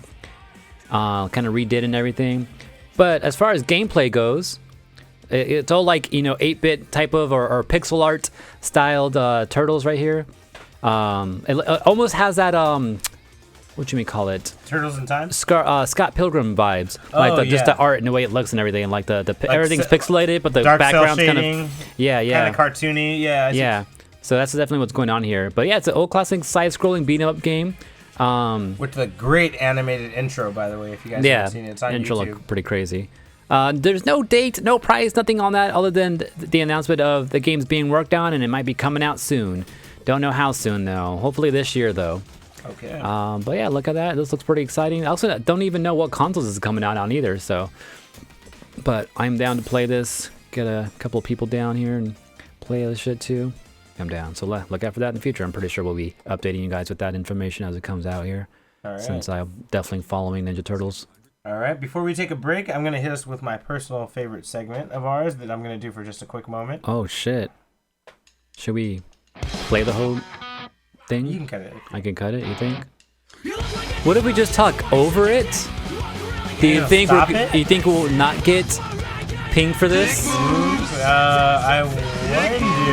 I don't know. I was hoping our vocals over would be that's what I was hoping for too, and making it a shorter version and everything. I don't know. Let's see if us talking over this should help out for yeah. Yeah, well, this is something I've bitched about on Unfocused for years now, is when games are made exclusive for a system, for a console. You know, you can only get this with PlayStation 4. You can only get this with Nintendo Switch, right? And then when next gen comes out, the whole fucking rules are thrown out the window because they're like, who cares? We want these games available, you know? And it's happened again. PlayStation 4, not all of them, but most of the PlayStation 4 exclusives will be transferred and remade for Xbox One. Wow. So you can still get a lot of these PlayStation 4 only games. For example, Uncharted 4, Bloodborne, Marvel Spider-Man, Final Fantasy VII Remake, Horizon Zero Dawn, Last of Us Part 2, Ghost of Tsushima, God of War. All these games are about to become available to fucking Xbox One. How? Because it's the next gen now. So now it's okay. It just wasn't available for PlayStation for Xbox, whatever previous version of the Xbox it was, I guess. Taichi said some of those don't sound right. Yeah, because a lot of those are exclusive to Sony because that's a Sony that's just made it in It's happening. All the ones I've listed are happening. God of War for sure. Shouldn't be going over to Microsoft. Yep, it's happening. Reggie Menace is good. I mean, it should be. With the period. You put punctuation in that shit. Yeah. I guess there's another one. Away, the Survival. Bloodborne, Uncharted. Yeah, especially Uncharted too.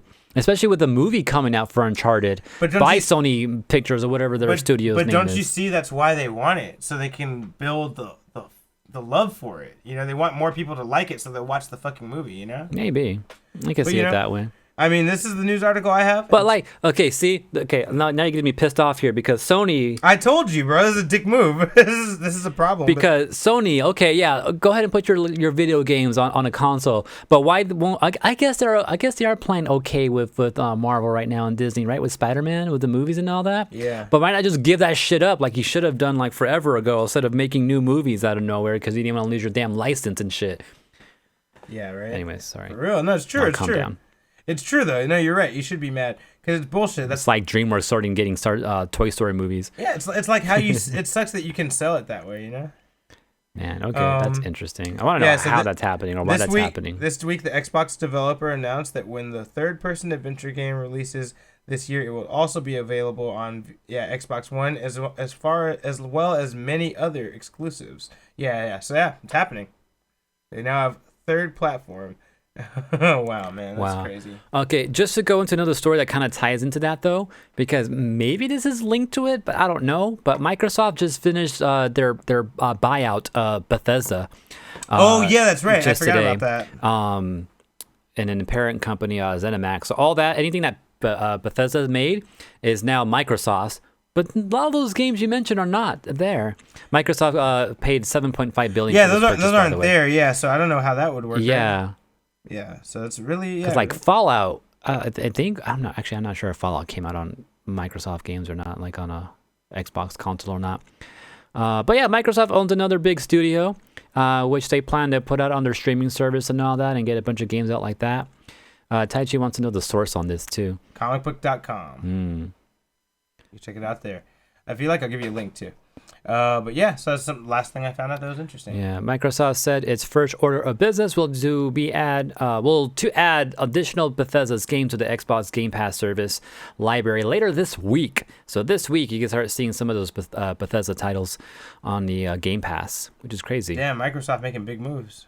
Yeah, and then getting all this shit too, like also like again they have that streaming service too that they're trying to push right now. This Game Pass thing, or that's not the Game Pass, xCloud I think is what it is, right? So maybe this has something to do with that. Maybe they just gave Sony a bunch of money so they can hype up this streaming service that they want to do. Yeah. And then that just gives them a bigger library in addition to all this other shit that they're buying. Maybe Stadia should have done that shit. Fucking up Stadia. All right. Yeah, man, this has happened before, but never like to this level. So it's fucking weird. I don't like it. All right, that being said, we're going to jump into the toy roundup. Yeah, and then just to let you guys know, we almost didn't get this, but luckily I was here today, and so Wags was like, I don't have time to edit this. I'm like, just give it to me, I'll edit it. And then so I added the pictures and all that, but I kind of lost time of being able to edit it toward the end, so I got kind of lazy with the pictures at the end. I'm just saying, I was upset at myself. So I'm just like, you guys probably won't even notice the thing, but I was upset at myself. Anyways, let's get into this. What does Wags got to tell us this week? Hey everyone, welcome back to another episode of the Toy Roundup. This is for the week of March 7th. And this one's going to be a pretty hefty one, I have to say. So our first piece of news, pre-orders have opened up for Revoltech's new Iron Spider-Man. If you guys don't know Revoltech, they've been around for years, and I used to be a really big fan of them. I actually have one of their Avas. I have their Wolfwood, their Trigun, their Alucard. But they're not for everybody, I have to say. They do what they call stylized versions of characters, and they do have a lot of licenses. One of them being Marvel. And they've released other figures in the past. They've done Captain America, they've done a Wolverine figure, an Iron Man, a Deadpool, and now they're tackling Iron Spider, who in my opinion looks amazing. But again, it's not for everyone. The way the figure looks overall could be kind of to certain people. The main issue people have with this line of figures is the joints. And the gappage too, the gappage where they have the joints. So as you can see from this image here, he has a joints kind of he has gappage like right there in his chest, sort of. I'm not even sure what part of the body that is, but kind of like by the rib cage, shoulder blade area, and that whole part moves inward. And the cool thing about Revoltech is the amazing poses that you can get out of it. But at the cost of the way the figure looks. But I really dig these. I dig them. I think they're great. They're just not for me anymore, mainly because of the price point. They've gone up so much. And so this figure, this Iron Spider figure, is 6.5 inches tall. Marvel Legends scale, sort of.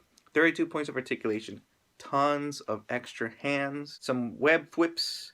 And at the Iron Spider legs. Now you can either pose this with 3 legs, like in the comics, or you can pose it with 4 legs, like the Iron Spider-Man in the movie. And yeah, just looking through these images, it has, you can do tons and tons of cool poses with this. Poses you couldn't do normally with any other figure. Like Marvel Legends, there's no way they can copy this. One of my issues over the years with Revoltic is the fact that the joints just don't hold up. They get really loose after a lot of play. Like my Alucard is just like floppy as hell now, so I don't even bother touching it.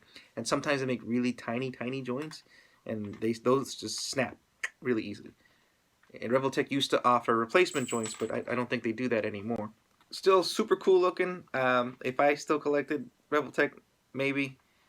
I mean, I skipped out on their other Marvel offerings. Like Wolverine was my favorite, and I didn't even bother to pick him up. Just because I'm afraid of the joints snapping, but it's still really cool looking figure. Not for everyone. Since we're in the boat, since we're talking about Marvel, let's just keep it rolling. Our next bit of news. Last week we talked about the Marvel Legends Hasbro Pulse exclusive White Vision figure. Well, now that the finale has happened and we saw... Oh, God, I should say this. I shouldn't have said that out loud. Maybe some people don't know the Vision's white. Oh, no, I spoiled it for some people. Shoot. Spoilers for the next one. If you haven't seen WandaVision, stop listening. Cover your ears. Give me like 2-3 minutes to do this. So if you have seen the series finale, then you're good. if you haven't seen WandaVision, there's been a reveal for 2 new figures, one by Marvel Legends and one by Marvel Select. Same character, Wanda in her Scarlet Witch outfit, debuted in the series finale. As you know, Marvel Legends, they're like 6 inches tall, while Marvel Select is about 7-8 inches taller. Both figures are priced at $19.99. One is available at Walmart, meaning you'll never get it. Those are exclusive to Amazon, which you have a much better chance of obtaining. Although these are just promotional shots, we can gather that the Marvel Legends version comes with magic effects, and then the Marvel Select version comes with a cape. I think he means and Diamond a removable Select, hood, not which I Marvel really dig. Select. Well, now Diamond Select. I am a Marvel Legends fan, and I used to be a Marvel Select fan. I've had some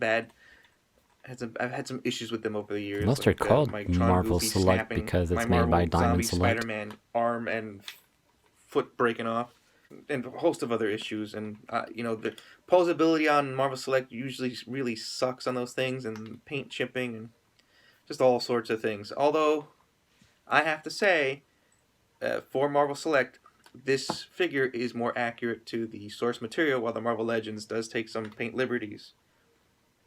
Meaning they don't do they don't put all the correct paint applications. Marvel Select version has the silver paint on her legs for her boots, while the Marvel Legends skips out on that. And then also the stripes painted down on her chest are triple stripes, three black stripes on each side, while the Hasbro version has just the one singular stripe. Again, just because they didn't want to pay for the paint. And I'm sure there's a bunch of other things I'm not mentioning, but in terms of source material, the Marvel Select version is the more accurate of the two. Although if I were to pick one, I would probably go with Marvel Legends, just because those tend to be a bit more stable and have better articulation. But again, it's Walmart exclusive, which is insanely difficult to get. So just whenever I mention Walmart exclusive, just assume I mean eBay triple the price. Moving on away from Marvel, finally. I don't know if I mentioned it here before. I feel like I have. Have I talked about this? The Loyal Subjects. The Best Action line by Loyal Subjects. They're about 5-inch figures, priced at about $15.99. They came out last year. I have still never seen one, but apparently they've been out for a year now. Last year they had figures like Napoleon Dynamite, Edward Elric from Fullmetal Alchemist, Naruto, Spike Spiegel from Cowboy Bebop, Vicious from Cowboy Bebop, Gandalf from Lord of the Rings, a bunch of other figures in the line. They're a all good number myths. of licenses under their belt, and they just started out. They just have popped up for their next couple waves. Hi, Grimlock. Although these are just CG renders, so expect them to look a little crappier when they're actually physically made. Jesus. Touch it, Grimlock. I do like the licenses. I do like the characters in this next wave. Sorry, Ricky Mac. Not So we Grandma, have but Grimlock. Beetlejuice. From the Beetlejuice Grimlock. cartoon, Lydia Dietz in two different outfits, Transformer. which is a cop-out. Just give us the cape. Or shawl, or poncho, whatever it is. Gizmo from Gremlins, as well as Stripe. I mean, just because he's gray And doesn't from mean he's Avatar, grandma, you know? And there's an image of Aang, but they also have announced Katara and Zuko. There's also Strider and Legolas, which there are no pictures of. It looks a little better than the Diamond Select ones. We have Buffy. Oh shit, Buffy and Angel. Both have Oh a good shit. number of accessories, which I like. You know, that's what they're doing right. If you look back at the Aang figure and at these two, Buffy and Angel, they actually give you alternate heads at $15.99. That's actually really cool. You know, with Marvel Legends or Diamond Select or even McFarlane, an extra head. If you want a different face, you have to buy a whole new figure. They just get skimpy with accessories lately. Especially McFarlane. McFarlane's very skimpy on accessories. I'll show you in a minute. And the last group of figures they have licensed to is the Ninja Turtles, the animated series. So you got my favorite, Donatello with a pizza, an extra head, and a bow staff. See, that's what I'm talking about, extra head. Mattel doesn't even give you extra heads, and they own the license for Turtles for years. Leonardo with the sewer top thing and two katanas and an extra Playmates? head. Michelangelo with two nunchucks, extra hands, Vegan. a hook, and an extra head. And then Raphael with a ninja star, his size, and a kunai, extra hands, and an extra head. And the last thing we'll cover is some figures by McFarlane. I don't know if you guys remember this. You like extra but head, the right, Mattel figures for the first Avengers. I keep saying Avengers. Figures made by Mattel for the first Justice League movie were pretty crappy. Face sculpts were terrible. Didn't even match the figures. Didn't even match the actors. Sounds like they matched the movie. The posability was awful. I mean, you couldn't even get like a straight 90. You'd get like this much on some of the... Get like this much bend on some of the figures. Really bad stuff. Now that McFarlane has the line, and now that Justice League is being re-released, technically, we're getting a second chance at getting some decent Justice League figures. So McFarlane has announced Zack Snyder's Justice League action figure line. And it's got everybody. It's got Batman, Batman Unmasked, Superman, Superman with a black suit, The Flash, Aquaman, Wonder Woman, Cyborg, Darkseid with no clothes on, and Steppenwolf. Darkseid with no clothes. These are all priced at $19.99 except for Steppenwolf and Darkseid. They're both $40 each. But they could What? have easily been the Build-A-Figure for the line. We do have some images of those figures already. Oh, they Aquaman could have been a comes with Build-A-Figure, staff, like base, pieces of little them. Character They're so cards. big. They're so big, yeah. Pretty bare bones. No extra hands, no extra faces. No Build-A-Figure piece, which they have been doing with the last few previous lines. Shirtless Darkseid with a base and a staff and a character card. Nothing else. Bare bones again. Steppenwolf, who was the Build-A-Figure for the original Mattel Justice League line. Base, axe, character card. The Flash, who actually comes a little bit more, but again, not too much. With the base, 4 pieces of lightning to attach to him as he runs, and a character card. But no extra hands. He just has these 2 slapping hands. He just slaps evil. No fist? Are you kidding me? Cyborg. With a base and an interchangeable hand. Wow, someone with an interchangeable hand. Whoa, who would have thought? Cannon. Nothing. And the character card. Again, like, these look great. I'm going to say right now, these look great. But I'm really disappointed with what it comes with. They're getting really cheap on Accessories. this. Armored Batman with a single Batarang, a base, and a character card. I don't One even want the Batarang? character card. Take it back. I don't want that piece of card. Even I printed at Give least me 2. a freaking hand or a face. No images of Wonder Woman yet, but we do have images of the black costume, Superman, I want to say Spider-Man, and he is the most bare bones of all. He comes with a character card and a base to hold them up to pretend that he flies. So it's a more elaborate base than what the other figures come with, but nothing else. No laser eye effects. No like open hand. No like alternate set of hands. You're so cheap, McFarlane. Still, these are a lot better than the Mattel figures that we had. That was like 3-4 years ago at this point. These are 7 inches tall, so they don't scale with Marvel Legends. They just scale with themselves. That's the problem with McFarlane, is that they're a little too tall. Pre-orders have started popping up in different places. Check Amazon, wherever you like to collect figures. Except Walmart. Don't go to Walmart for anything. And that'll be it for this week's news. we had a lot of figures that we got to look at. I'm very excited for the Scarlet Witch figure. Wish I could get my hands on that, but man, again, I don't really need it. Thanks for listening. Have a great one, guys. Okay. Yeah, that was a pretty good toy roundup. Looks like Marvel's kicking into full gear, huh? Yeah, they keep dropping new figures after the WandaVision show. So they got the new Wanda. They dropped the White Vision last week. So I wonder if they'll be dropping any new figures when Winter Soldier and Falcon come out. Captain Falcon and Winter Soldier. Oh, yeah, that'd be pretty cool. We'll see, though. Yeah. All right.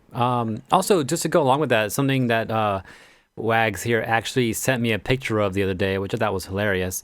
Apparently, he was at the store, a grocery store, and he passed by the cereal aisle, and he saw some locked up cereal. Like you know, you can go to buy video games at a store. It's behind a thing, and you gotta grab a guy to come through and open it for you so you can get your game. They had boxes of cereal behind glass that need to be unlocked if you wanted to buy some Lucky Charms.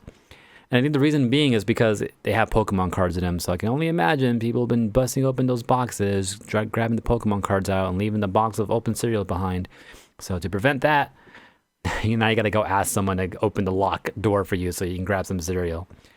Which that sounded hilarious. He actually sent me a picture of like 3 boxes of sitting in there alone inside this big ass box. Also, another cool little funny thing I heard about too. The Utah State University, they did some science, and this was supported by some complex math equations from a physics professor over at the University of Bristol. So with their powers combined, they figured that if you want the optimal Oreo dipped in milk, the optimal, milk soakage into your Oreo cookie, 4 seconds is the magic number. Damn, 4 seconds, huh? 4 seconds. I'm gonna have to call him on that and try that, man. So yeah, go and try it. Call them out if you need to. But they said 4 seconds is the optimal, time you want to soak your Oreos in milk.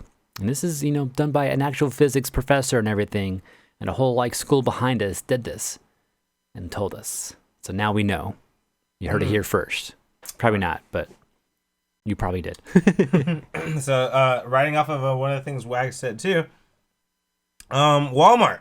He makes a very good point. Don't buy it at Walmart, right? Yeah. But Walmart apparently has an exclusive. If anyone doesn't know, they also sell fighter passes for Smash Bros. So you can get all the characters if you want. Right. Yeah, a lot of sorts to that. Little cards you can buy. Yeah. Well, last Sunday was Master Chief's birthday. If anyone doesn't know, and Xbox. Wow. Okay, I'm sorry. Yeah, Xbox had tweeted about this, and Walmart fucking replies. Walmart Canada replies, showing a Smash Brothers DLC invitation. And we know there's 2 more characters missing in the next fighter pass that have not been revealed.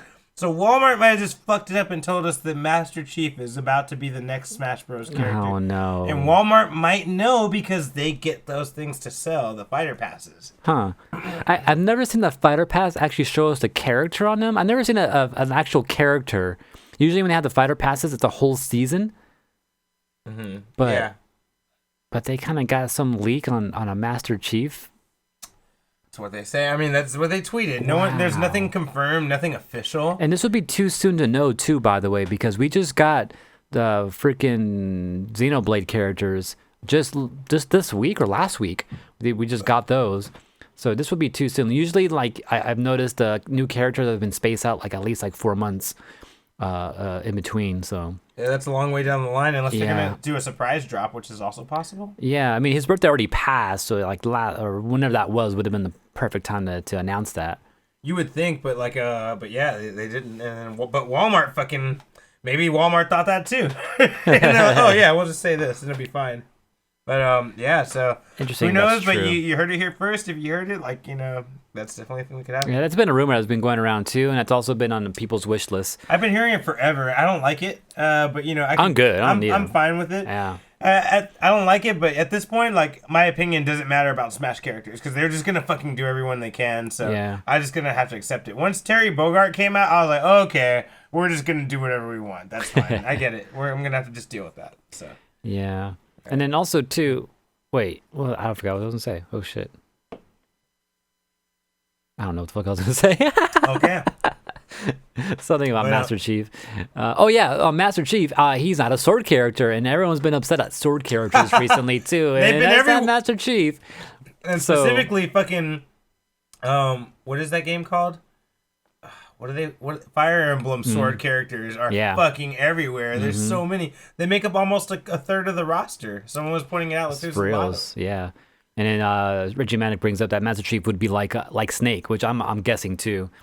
Oh, in art style. Oh yeah, like That's he'll have true. his own art style. Yeah, I can in see art that. style That would wise, be yeah. cool. But also in gameplay, I feel like kind of as well. I didn't play a lot of Halo back in the day, but I did play some. Yeah, I just played a little.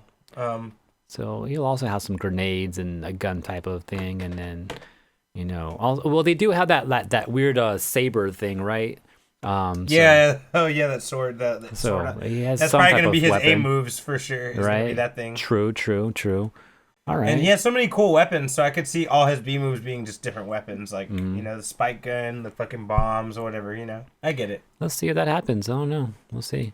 Like I said, I don't hate it. I'm just kind of annoyed that they're using so many people from so many different games. I feel like it shouldn't even be Smash Brothers. It should just be called Video Game Rumble or something. Come on, Golden Sun. Come on. Give me a playable Golden Sun character. That's hilarious that they still haven't done that. You would have thought they would have done that by now. A playable Golden Sun character. Yeah, I know you have Isaac as a trophy, but no, that's not what we want. And bro, how come we haven't gotten Sora from Kingdom Hearts? No, we don't, because that's not Nintendo. Why you don't be asking for shit that you don't want. I mean, they got fucking. I'm just saying, if they're gonna do this, you might as well fucking do it. You're gonna bring Master Chief, but not fucking Sora. They're not all sword characters in Golden Sun. No, like freaking there's spellcasters. Yeah, spellcasters and shit like bards. that. Yeah, there's at least 2 spellcasters on at least the original team. And then 2 of them being, swords, yes, but they don't I was asking, but plus it won't be completely sword. Okay, there's some sword in there, yeah, I get. But there's sorcerers though. Yeah. Just saying. Sora's kind of Disney property and all that, but it's also kind of a Sora character too though, so we don't want Sora. All right. But yeah, AJ. Wait, is it my turn? No, I think it's my turn because you just told us about Master Chief. But I'm gonna tell you about Animal Crossing, as I always do every week, though, right? Build-A-Bear announced that Animal Crossing is coming to Build-A-Bear. So if you don't know Build-A-Bear is where you go, do as the name says, you build a bear. You go into the store and they have different type of bears you can do, and they're just flat, you got to stuff them, and they stuff them there for you, add some magic into it, sew them up and all that, and then you have yourself a new friend. I recently got a Build-A-Bear. It was a Bulbasaur. Yeah. And then Carla's got her Snorlax, and by some miracle, she got 2 of them. So we got twin Snorlaxes too, and these are Build-A-Bear, and they're actually pretty good. Once I saw that, I don't care about stuffed animal, but this Bulbasaur looked legit, so I had to get that Bulbasaur. But now they're gonna do this with Animal Crossing, another Nintendo property coming through. So no prices and yet no characters. That they haven't told us what characters or any prices, no dates or anything like that. But we just know that we're getting Animal Crossing characters at Build-A-Bear. Probably Isabelle, because they're kind of showing pictures of Isabelle. So maybe that. What else would they do? Maybe one of the random villagers, maybe a Tom Nook. That'd be cool. But yeah, coming soon. All right. In other news, Final Fantasy XIV bans 5,000 players for trying to do a monetary exchange for items and shit like that. Oh. I don't know exactly how they're doing this, and I'm sure they're not going to tell us because they don't want people to get out of it. But I'm guessing some type that of hack or something. Well, I'm guessing that they're watching your conversations. That's all I can imagine. When you message player to player, that's the only thing I can imagine. But yeah, they banned 5,000 players and 814 who attempted to do it. Yeah, they that's all I got to say. It's for just getting they duplicating items or selling items across each other. They're trying to sell items for real world money. They're trying to basically, or trading items in real world for items in the game. And apparently that goes against their agreement that you sign up for when you start playing the game. And they're like, fuck that. But Taichi says this isn't really news, but however it's a regular thing. Chinese gold farming happens all the time, and people who buy it from them, I guess 5K people is kind of a lot though. Well, listen, the reason this is news, Taichi, is because between February 25th and March 3rd was this 5,814 person ban. That's a very small window for that many bans. They probably do it in waves too, though, because I think it's Blizzard that does it too. Someone else does that like once every like few months or so, or a half a year or so, every season or so. Like there's a big ban on just a bunch of random people. So like it's like they like gather, people information and see. But not who's almost doing 6,000. 6,000. I feel like it's gone up like that close though in other games. Not that high. I'm pretty sure it has. You tell me the highest one. There's no way it's I don't want to close go look it up. There's Blizzard no took way a it's different close to approach that. to the gold farming. They made gold less valuable. Yeah, that was smart. That was a way to deal with that problem. Like, just cut that off, and that way people can't really put too much behind it. It is a lot of people still, though. But That's a gang of people, bro. Fucking 5,000, that's nothing. 5,814. Whatever. In That's the world, a gang of fucking people. in the world, though, But how many people are actually playing it in the world? a lot of people play Not- this stupid game. But I mean, if that Tai many Chi's could- one of them. if that many could get that banned, like that's a big deal. That's a huge ass number. Yeah, I'm like, I don't know. I think this is a big deal. Like they're monitoring shit hardcore. Like you can get banned on anything if that's the case. 14 million registered users. Yeah, still 5,814 that they don't care if they pay for this game from now on. Like that's a big ass number. Oh, they must be pretty fucking set right now. Richie Manic asked, did they ban the people that bought it as well? No, the people that bought it were the Probably. 5,000. The people that attempted were the 814. Yeah, so that's where it is. So basically, 6,000 people got banned in within a Kind of like 2-3 6, week 7 period. day. No, Oh, that's days, a one, okay. dude. That's Yeah. that's not even a week. That's what I'm saying. That's a big fucking number. I don't think Yeah. people are noticing. That affects the gaming world. Like if it can be like that, and they can just mass cancel that many accounts, like just think about that, man. Like, so it's I don't know. It's probably that's a big impact on the gaming world and like how the gaming works. Like At least in that game it is. I don't think I've heard of a ban that big in that game, but I feel like I've heard about it in other games. Yeah, I don't think any other game has had one this big. That's a big ass number. I was like, I don't know, but I'll look it up. But I have not heard of one huge like that. China, whole nother story. They ban for everything. China bans everything. Like if you have anything that they don't like, it's banned. Yeah, it happens regularly in MMOs. It does. China bans internet. That's true. They might as well just ban the internet, bro. At this point for China. They ban sections of the internet, I swear. All right, another news, another quick little thing here. Capcom announced that Monster Hunter clothing items are coming to Uniqlo soon. Again, What? no date, no pricing and all that, but Uniqlo's going to get some Monster Hunter shit coming soon. Man, I wish I cared about Monster Hunter. Yeah, me that Sounds too. really cool, actually. I'm just kind of happy that it said Capcom because I'm not sure if Capcom has done anything with Uniqlo yet. Like, maybe they have. Maybe I've seen some Street Fighter shit there before, but that's what I'm kind of hoping for. But yeah, look out for that coming soon. Don't know any dates or times or anything like that yet still. Yo, Pricing. So check this out. Okay. Evangelion, Thrice Upon a Time. Fucking came out. It came out. It's actually here. People saw it. People saw it. Do you want to hear the synopsis or should I not tell you? Yes, I'm interested because I'm not going to fucking know what it means anyways. Yeah, we probably won't. We didn't understand the last movie. We tried really hard to understand the last movie and we don't get it. We get it, but like we just feel like there's a lot of confusing things in it that don't make sense. But check it out. Spoiler alert for anyone who doesn't want to know what 3.0 plus 1.0 is about. This is the Evangelion final movie. Final, as far as we know. So this is a synopsis. It doesn't tell you the ending, so don't worry too much. In the aftermath of the fourth impact, stranded The without... fourth? Yeah, that's how it ended, with fourth impact. Oh shit, that's right. So in the aftermath of fourth impact, stranded without their Evas, Shinji, Asuka, and Rei find refuge in one of the rare pockets of humanity that still exists on the ruined planet Earth.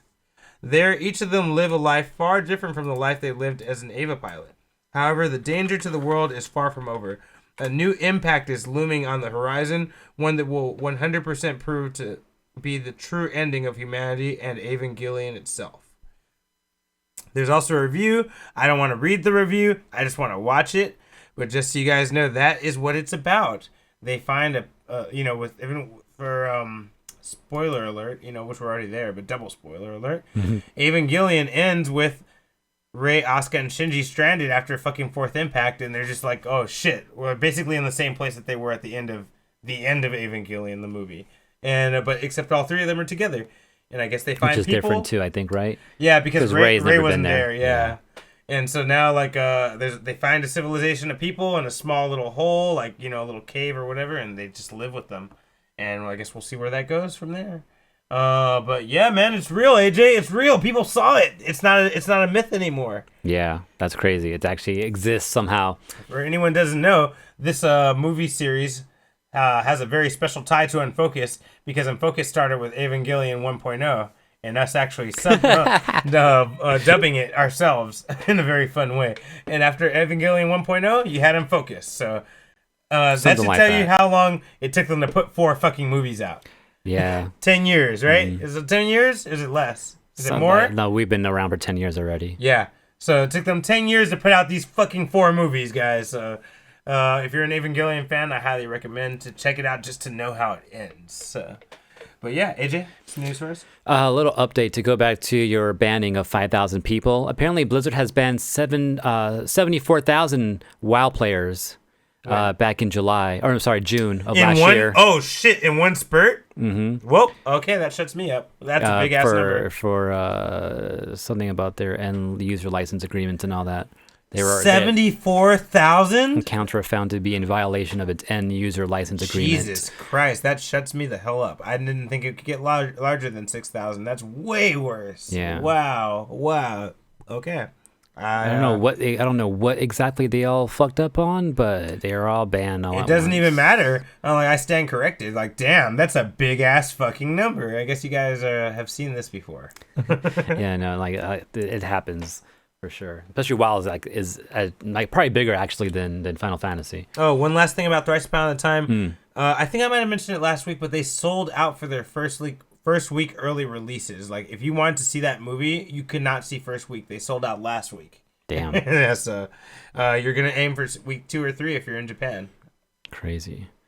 All right, other news. It's not technically the Super Mario Super Show, but no, it's the other two. It's Super the other Mario one. World and Super Mario 3. Yeah, the Adventures of Super Mario 3 is currently apparently on Netflix, but not in the U.S. though. Oh, okay. That's why I was going to talk about how this news didn't make sense to me. So it's in another country that And other regions and other countries, yes. The thing that ties into, though, like people bring it up, is because this is going away out of those other regions on March 31st. And if you're here live, you might have seen Richie Manick mention something at the very beginning of the show that we're losing other things on March 31st in Nintendo's land. Or not literally Nintendo's land, but in their universe. So along with that going away from Netflix, we're also going to be losing Super Mario 3D All-Stars, Super Mario Brothers 35, and the Game & Watch Super Mario Brothers little handheld version thing. Also, some various T-shirts. We're also going to be part of that purge as well. I'm guessing the Splatoon shirts we missed out? No, yeah, I think it is those Splatoon shirts that we're also going to be losing too. But yeah, all that's going away on the 31st of March. Don't know why. I guess we'll find out eventually if there was a reason, but there probably isn't. And on that side note too, that the US doesn't have the show on Netflix, but other regions do. But also, it turns out that a lot of this is the Mario stuff is probably going to go to CBS All Access, which is now known as Paramount Plus. So I think they're going to be getting all that Mario Brothers stuff on their services. Again, not sure if we're getting it all here in America, but in other regions, you may see the Super Mario stuff turn up on Paramount Plus.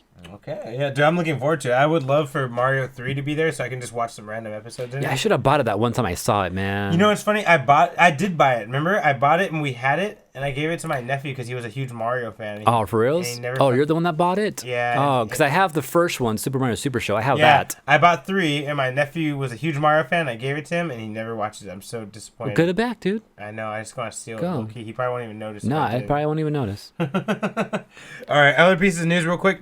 Oh, well, I'm about to put it digitally myself on my own Plex. My bad. You have 3. If you have 3 in Yeah, World, we have 3 actually. I'll go see that in World. Yeah. I'd love to watch both of those. I've seen the Mario Super Show. I'm kind of over it. I've seen almost the whole thing. But all right, my turn. You done? Yeah. Okay. Deadpool. Oh, I got one more too. Only one more? Yeah. Okay, I'll do a couple then. Deadpool. If anyone didn't catch us last year in Unfocused, we mentioned that there would be a Japanese Deadpool manga coming out because Japan has a big connection with Marvel these days, and Deadpool's just fucking blowing up. You can't stop him. Marvel is even making him the first rated R Marvel movie because it's fucking Deadpool and you can't stop him. So their manga is out in Japan. Came out late last year. It's called Deadpool: Samurai. Deadpool Samurai. And it's drawn by Sanshiro Kasama and Hikaru Uesugi. And it's a Shonen Jump manga. It's like a straight up Shonen Jump thing. He's reading Shonen Jump right here. Yeah, he is. Fucking asshole. Super meta. Anyway, according to the so the Shonen Jump Stats said the first issue was read by 1 million people. The That's first crazy. chapter, 1 million people. And I guess according to the date here was like The end of last year. last year, yeah. Yeah. And they're like every chapter after has gotten at least 500,000 views. So the Deadpool manga is on fire right now. That's crazy. Everyone loves it in Japan. It ranks in both the action and comedy sections. However, the only problem is it's not been subtitled or changed for English yet. So we actually don't have Deadpool available to us before Japan this one time. That's cool. We have comics. Yeah, there's plenty of time, right? Yeah, we got decades of comics to read. Yeah. That's only fair. But yeah, apparently this manga is really good. People should definitely check it out. And I'm sure there's going to be a lot of fan translations, but I'm sure this book will be available later this year in America to buy if you wanted to. But yeah, I was just surprised, dude. I know Marvel's taking off over there, but I didn't think that they loved Deadpool like that. 'Cause Yeah. he's so Out edgy, there. edgy and yeah, out there is a good word. Well, too. he's kind of wild and crazy sometimes, and I feel like there's a lot of Japanese game shows that are wild and crazy too. So, just tie that in with some, raunchiness here and there and some random killing, which I'm pretty sure they like too because They they love have all that. those creepy, They love that. animes out there. And, Yeah. Yeah, so it kind of makes sense actually. Yeah, you're right, man. You make a good point, AJ. All right. Yeah, so I keep an eye out for the Deadpool manga. Mm-hmm. One other thing I want to mention real quick here. The Japanese Samurai finally has an anime coming up soon. If anyone knows, there's already a manga. There's finally some looks for it. Yasuke is the name of the anime, and this is based on a true story. Is it this picture here? Yep, that's the one. Oh yeah. Yasuke is a real story that Japan has hidden for decades and just came out in the past like 5 or 10 years. That there was actually an African samurai that joined them, and they let him join the ranks, and he fought his way to the level of samurai. And this is going to be getting an anime. It's both an American and Japanese combined anime. It'll come out on Netflix on April, and it's voiced by Cool. Lakeith Stanfield. You might remember him from Get Out or Atlanta. He's a great actor. He's hilarious. But yeah, he's the voice actor of this. Oh, and also the Judas, the one about the Black Panther party on Netflix. He's that guy too. But yeah, it looks good. It looks tight. The style of it looks good. The animation looks slick. Kind of reminds me of Samurai Champloo, but like updated. Yeah. I'm trying to think of a more recent anime that has those same animators, but I can't remember what it is, but I'm sure you guys know. Pretty sure it's Berserk. But yeah, it looks great. I'm down for this. I'm looking forward to it. Looks And cool. it's a cool way to capture some history that's never been touched. Other quick things I'll mention. Netflix has greenlit a Hellsing movie. If anyone doesn't know, Hellsing is about the vampire Alucard. I'm not going to tell you too much, but if you're real smart, you'll already know who he is. But Alucard is a fallen legendary vampire that is forced to work for a human-saving, vampire-slaying organization. So he works... Oh, that's kind of backwards. I get it. Yeah, he works for a human group that slays vampires. Because he's under contract, he must work for them. I won't tell you any more than that. His name is Alucard, and it's all about him. If you actually watch the anime, it's about him training a police officer who just got turned into a vamp. And they want him to train her, and he trains her. And she learns how he is and all his fucking vampire powers and shit. It's a really great show. If you watch the original series, it has an amazing jazz soundtrack. But the comedy isn't there. It's very straightforward and very serious. Okay. But if you watch the modern one, the music isn't as great. Definitely not as good. But it's a more rounded show. It has the comedy involved. It has a little bit of a mix of what Hellsing really is. Okay. Yeah, it's called Hellsing Unlimited. So you can either watch Hellsing or Hellsing Unlimited. I'm pretty sure this is like one of Wags' favorite series. Yes, Wags loves Hellsing. For anyone that doesn't know, the man who just did Toy Roundup for us is probably going to be super hyped, or knowing him, super disappointed. Yeah. Because he's a hater. But yeah, Hellsing is happening with Netflix as a movie. I'm excited. I think it'll be great as a movie. I think it's easily adapted to live action. It's going to be a live action movie, huh? Yeah, live action. Oh, shit. Yeah, it's Netflix live action. Okay. Sorry, I wasn't clear. I don't think they're not doing another animated version of it. One other piece of news, real quick. Actually, you know what? You go ahead and give your last one. I'll give my last one. My last one really wasn't something I want to talk about, but I guess I'll bring it up anyways because I keep bringing it up. Actually, I got two. I will go first, real quick. I'll make Alright, fast. then. This is fast. Marvel has been shown or has been outed. They are working on the X-Men reboot, and the working title is The Mutants. The Mutants, huh? Yeah, doesn't mean, obviously, that does not mean that's what it's going to be called. We don't even know if it really will be about X-Men, but their first mutant project is being written and worked on right now. It's called The Mutants. So anyone who's excited for that, you can look into it, but I doubt you'll find anything because they're going to keep this hush-hush until it's time for shit to start, like, coming out, until they start casting people, basically. Yeah. Yeah, AJ? All right, this one is just like an update on The World Ends With You, like a new trailer or something with their... I'm so excited for this. I hope it's good. Ending or opening or something like that. So, pretty much that's it. This actually comes out next month, early April. It's almost spring anime release time. I think this is the most we've gotten as far as like hearing people talk and stuff, actually. I don't think we got any of that yet. Yeah, we didn't hear much of their voices. We heard a little bit, but not much. Sounds like they got all the... I like his whiskey there. Yeah, man, he got the ice orb. Yeah. And the voices sound pretty accurate to the game, pretty close. That's cool. They definitely changed the voice actors, but their feels feel right, you know? You're gonna love Beat and Rhyme, AJ. I already do. That's just with the name. Yeah. Oh, is that the shark you talking about earlier? No, the guy with the skateboard and the little girl with the fucking headphones. They're Beat and Rhyme. That's crazy.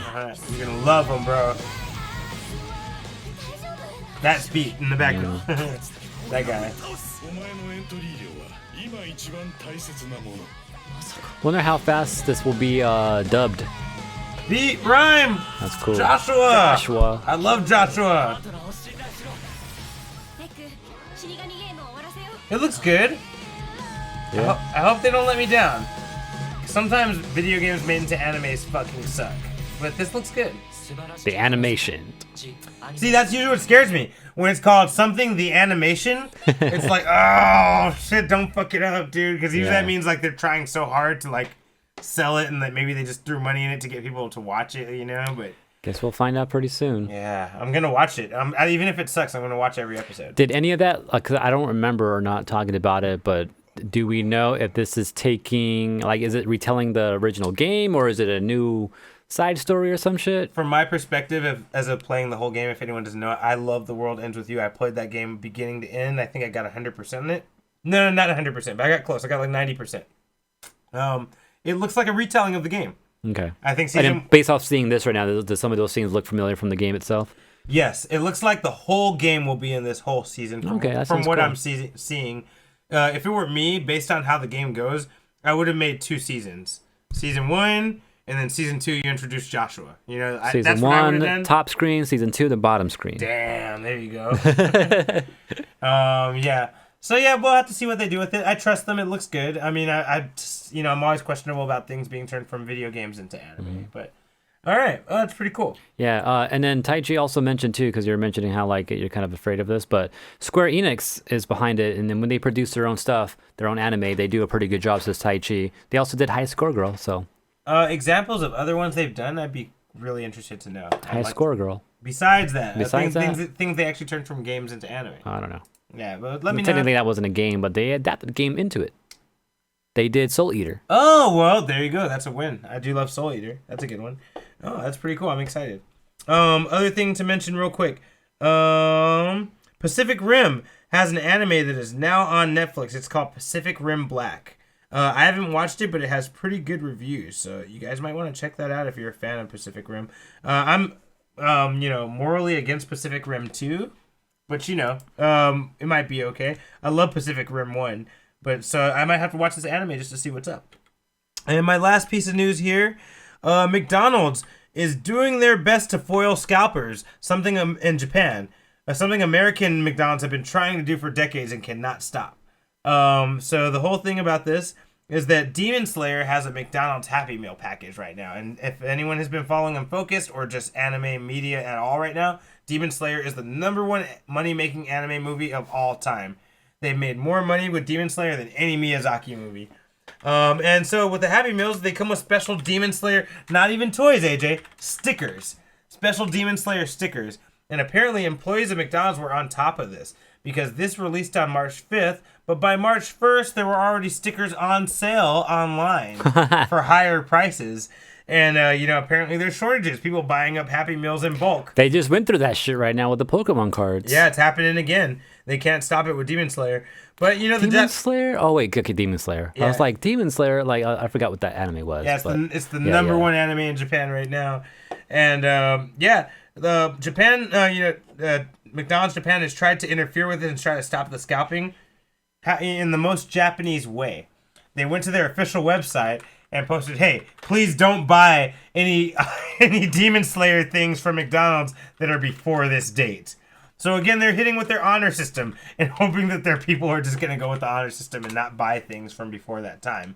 But when things get desperate, people are going to buy it. There's even a whole set AJ just showed me right now. $47.20 for all of them. Jesus Christ, that's a lot of money. 64. Jesus, 64. 52, $80. This is nuts for stickers. Yeah. We're not talking about toys, guys. We're talking about stickers. Not even talking about like cards, like I can understand cards being this much, like the Pokemon cards and all that. Cards would make sense. Yeah, but stickers. Never heard of stickers going out crazy like this. So if you're in Japan and somehow you're in a fan of Unfocused, don't get suckered. Don't buy these. Japan's McDonald's is trying to make up for it by putting out more and trying to squash the scalping thing. Just wait.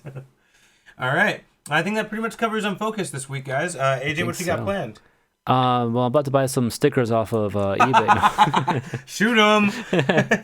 I want to go back and if I can, if I remember to do it, go back into the lab with some Soul and like Xianghua. Like I had a good slight run with Xianghua the other day, and then it fell apart. But maybe you got to look into that. Want to play some matches, man? I'm down. Maybe, yeah. And then. My printer. I'm trying to do this thing with my printer, and I need to learn how to make custom firmware now. So this is a new realm I'm going into. I was like, whoa, I got to make a custom firmware to make this thing work. Is he challenging us to Soul right now? Yeah, Soul Calibur. Let's do it, Richie. Is he? I don't know if he's doing that right now. That's what a question mark sounds like to me. Challenge. But yeah, I'm Soul down if you want Calibur. to play, Richie. Go ahead. Yes, 6. Yeah, 6, man. We only play 6. Oh shit. Damn. Let's do it, bro. All right, AJ. And then I don't know what I was going with. Oh yeah, start reading the speaking of Mario Brothers, we're talking about Mario Brothers, right?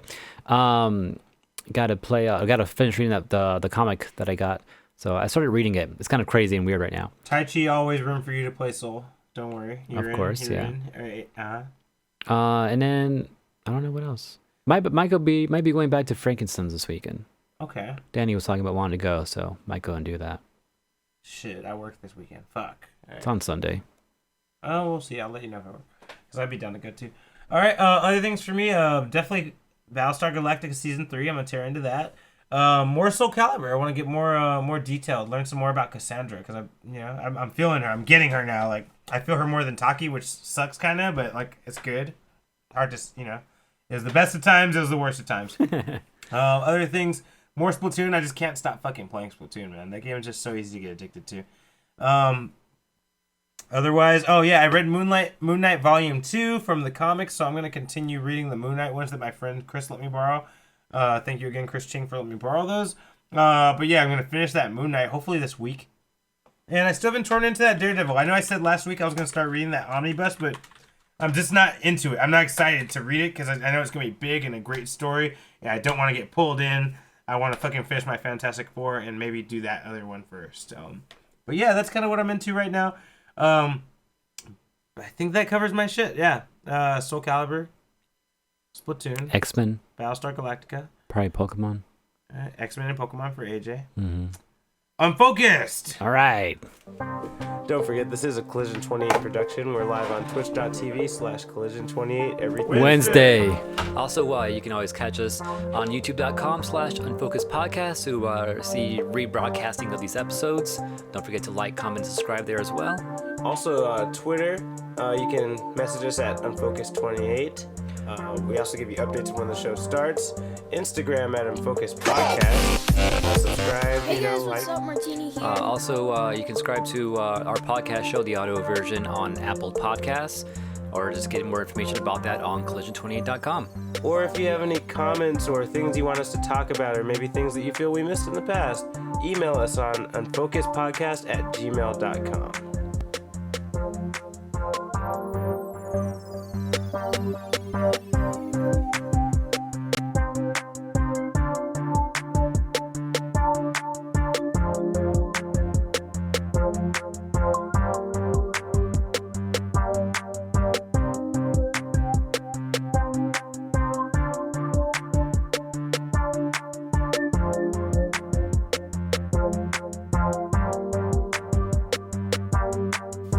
It's over! Don't forget to subscribe.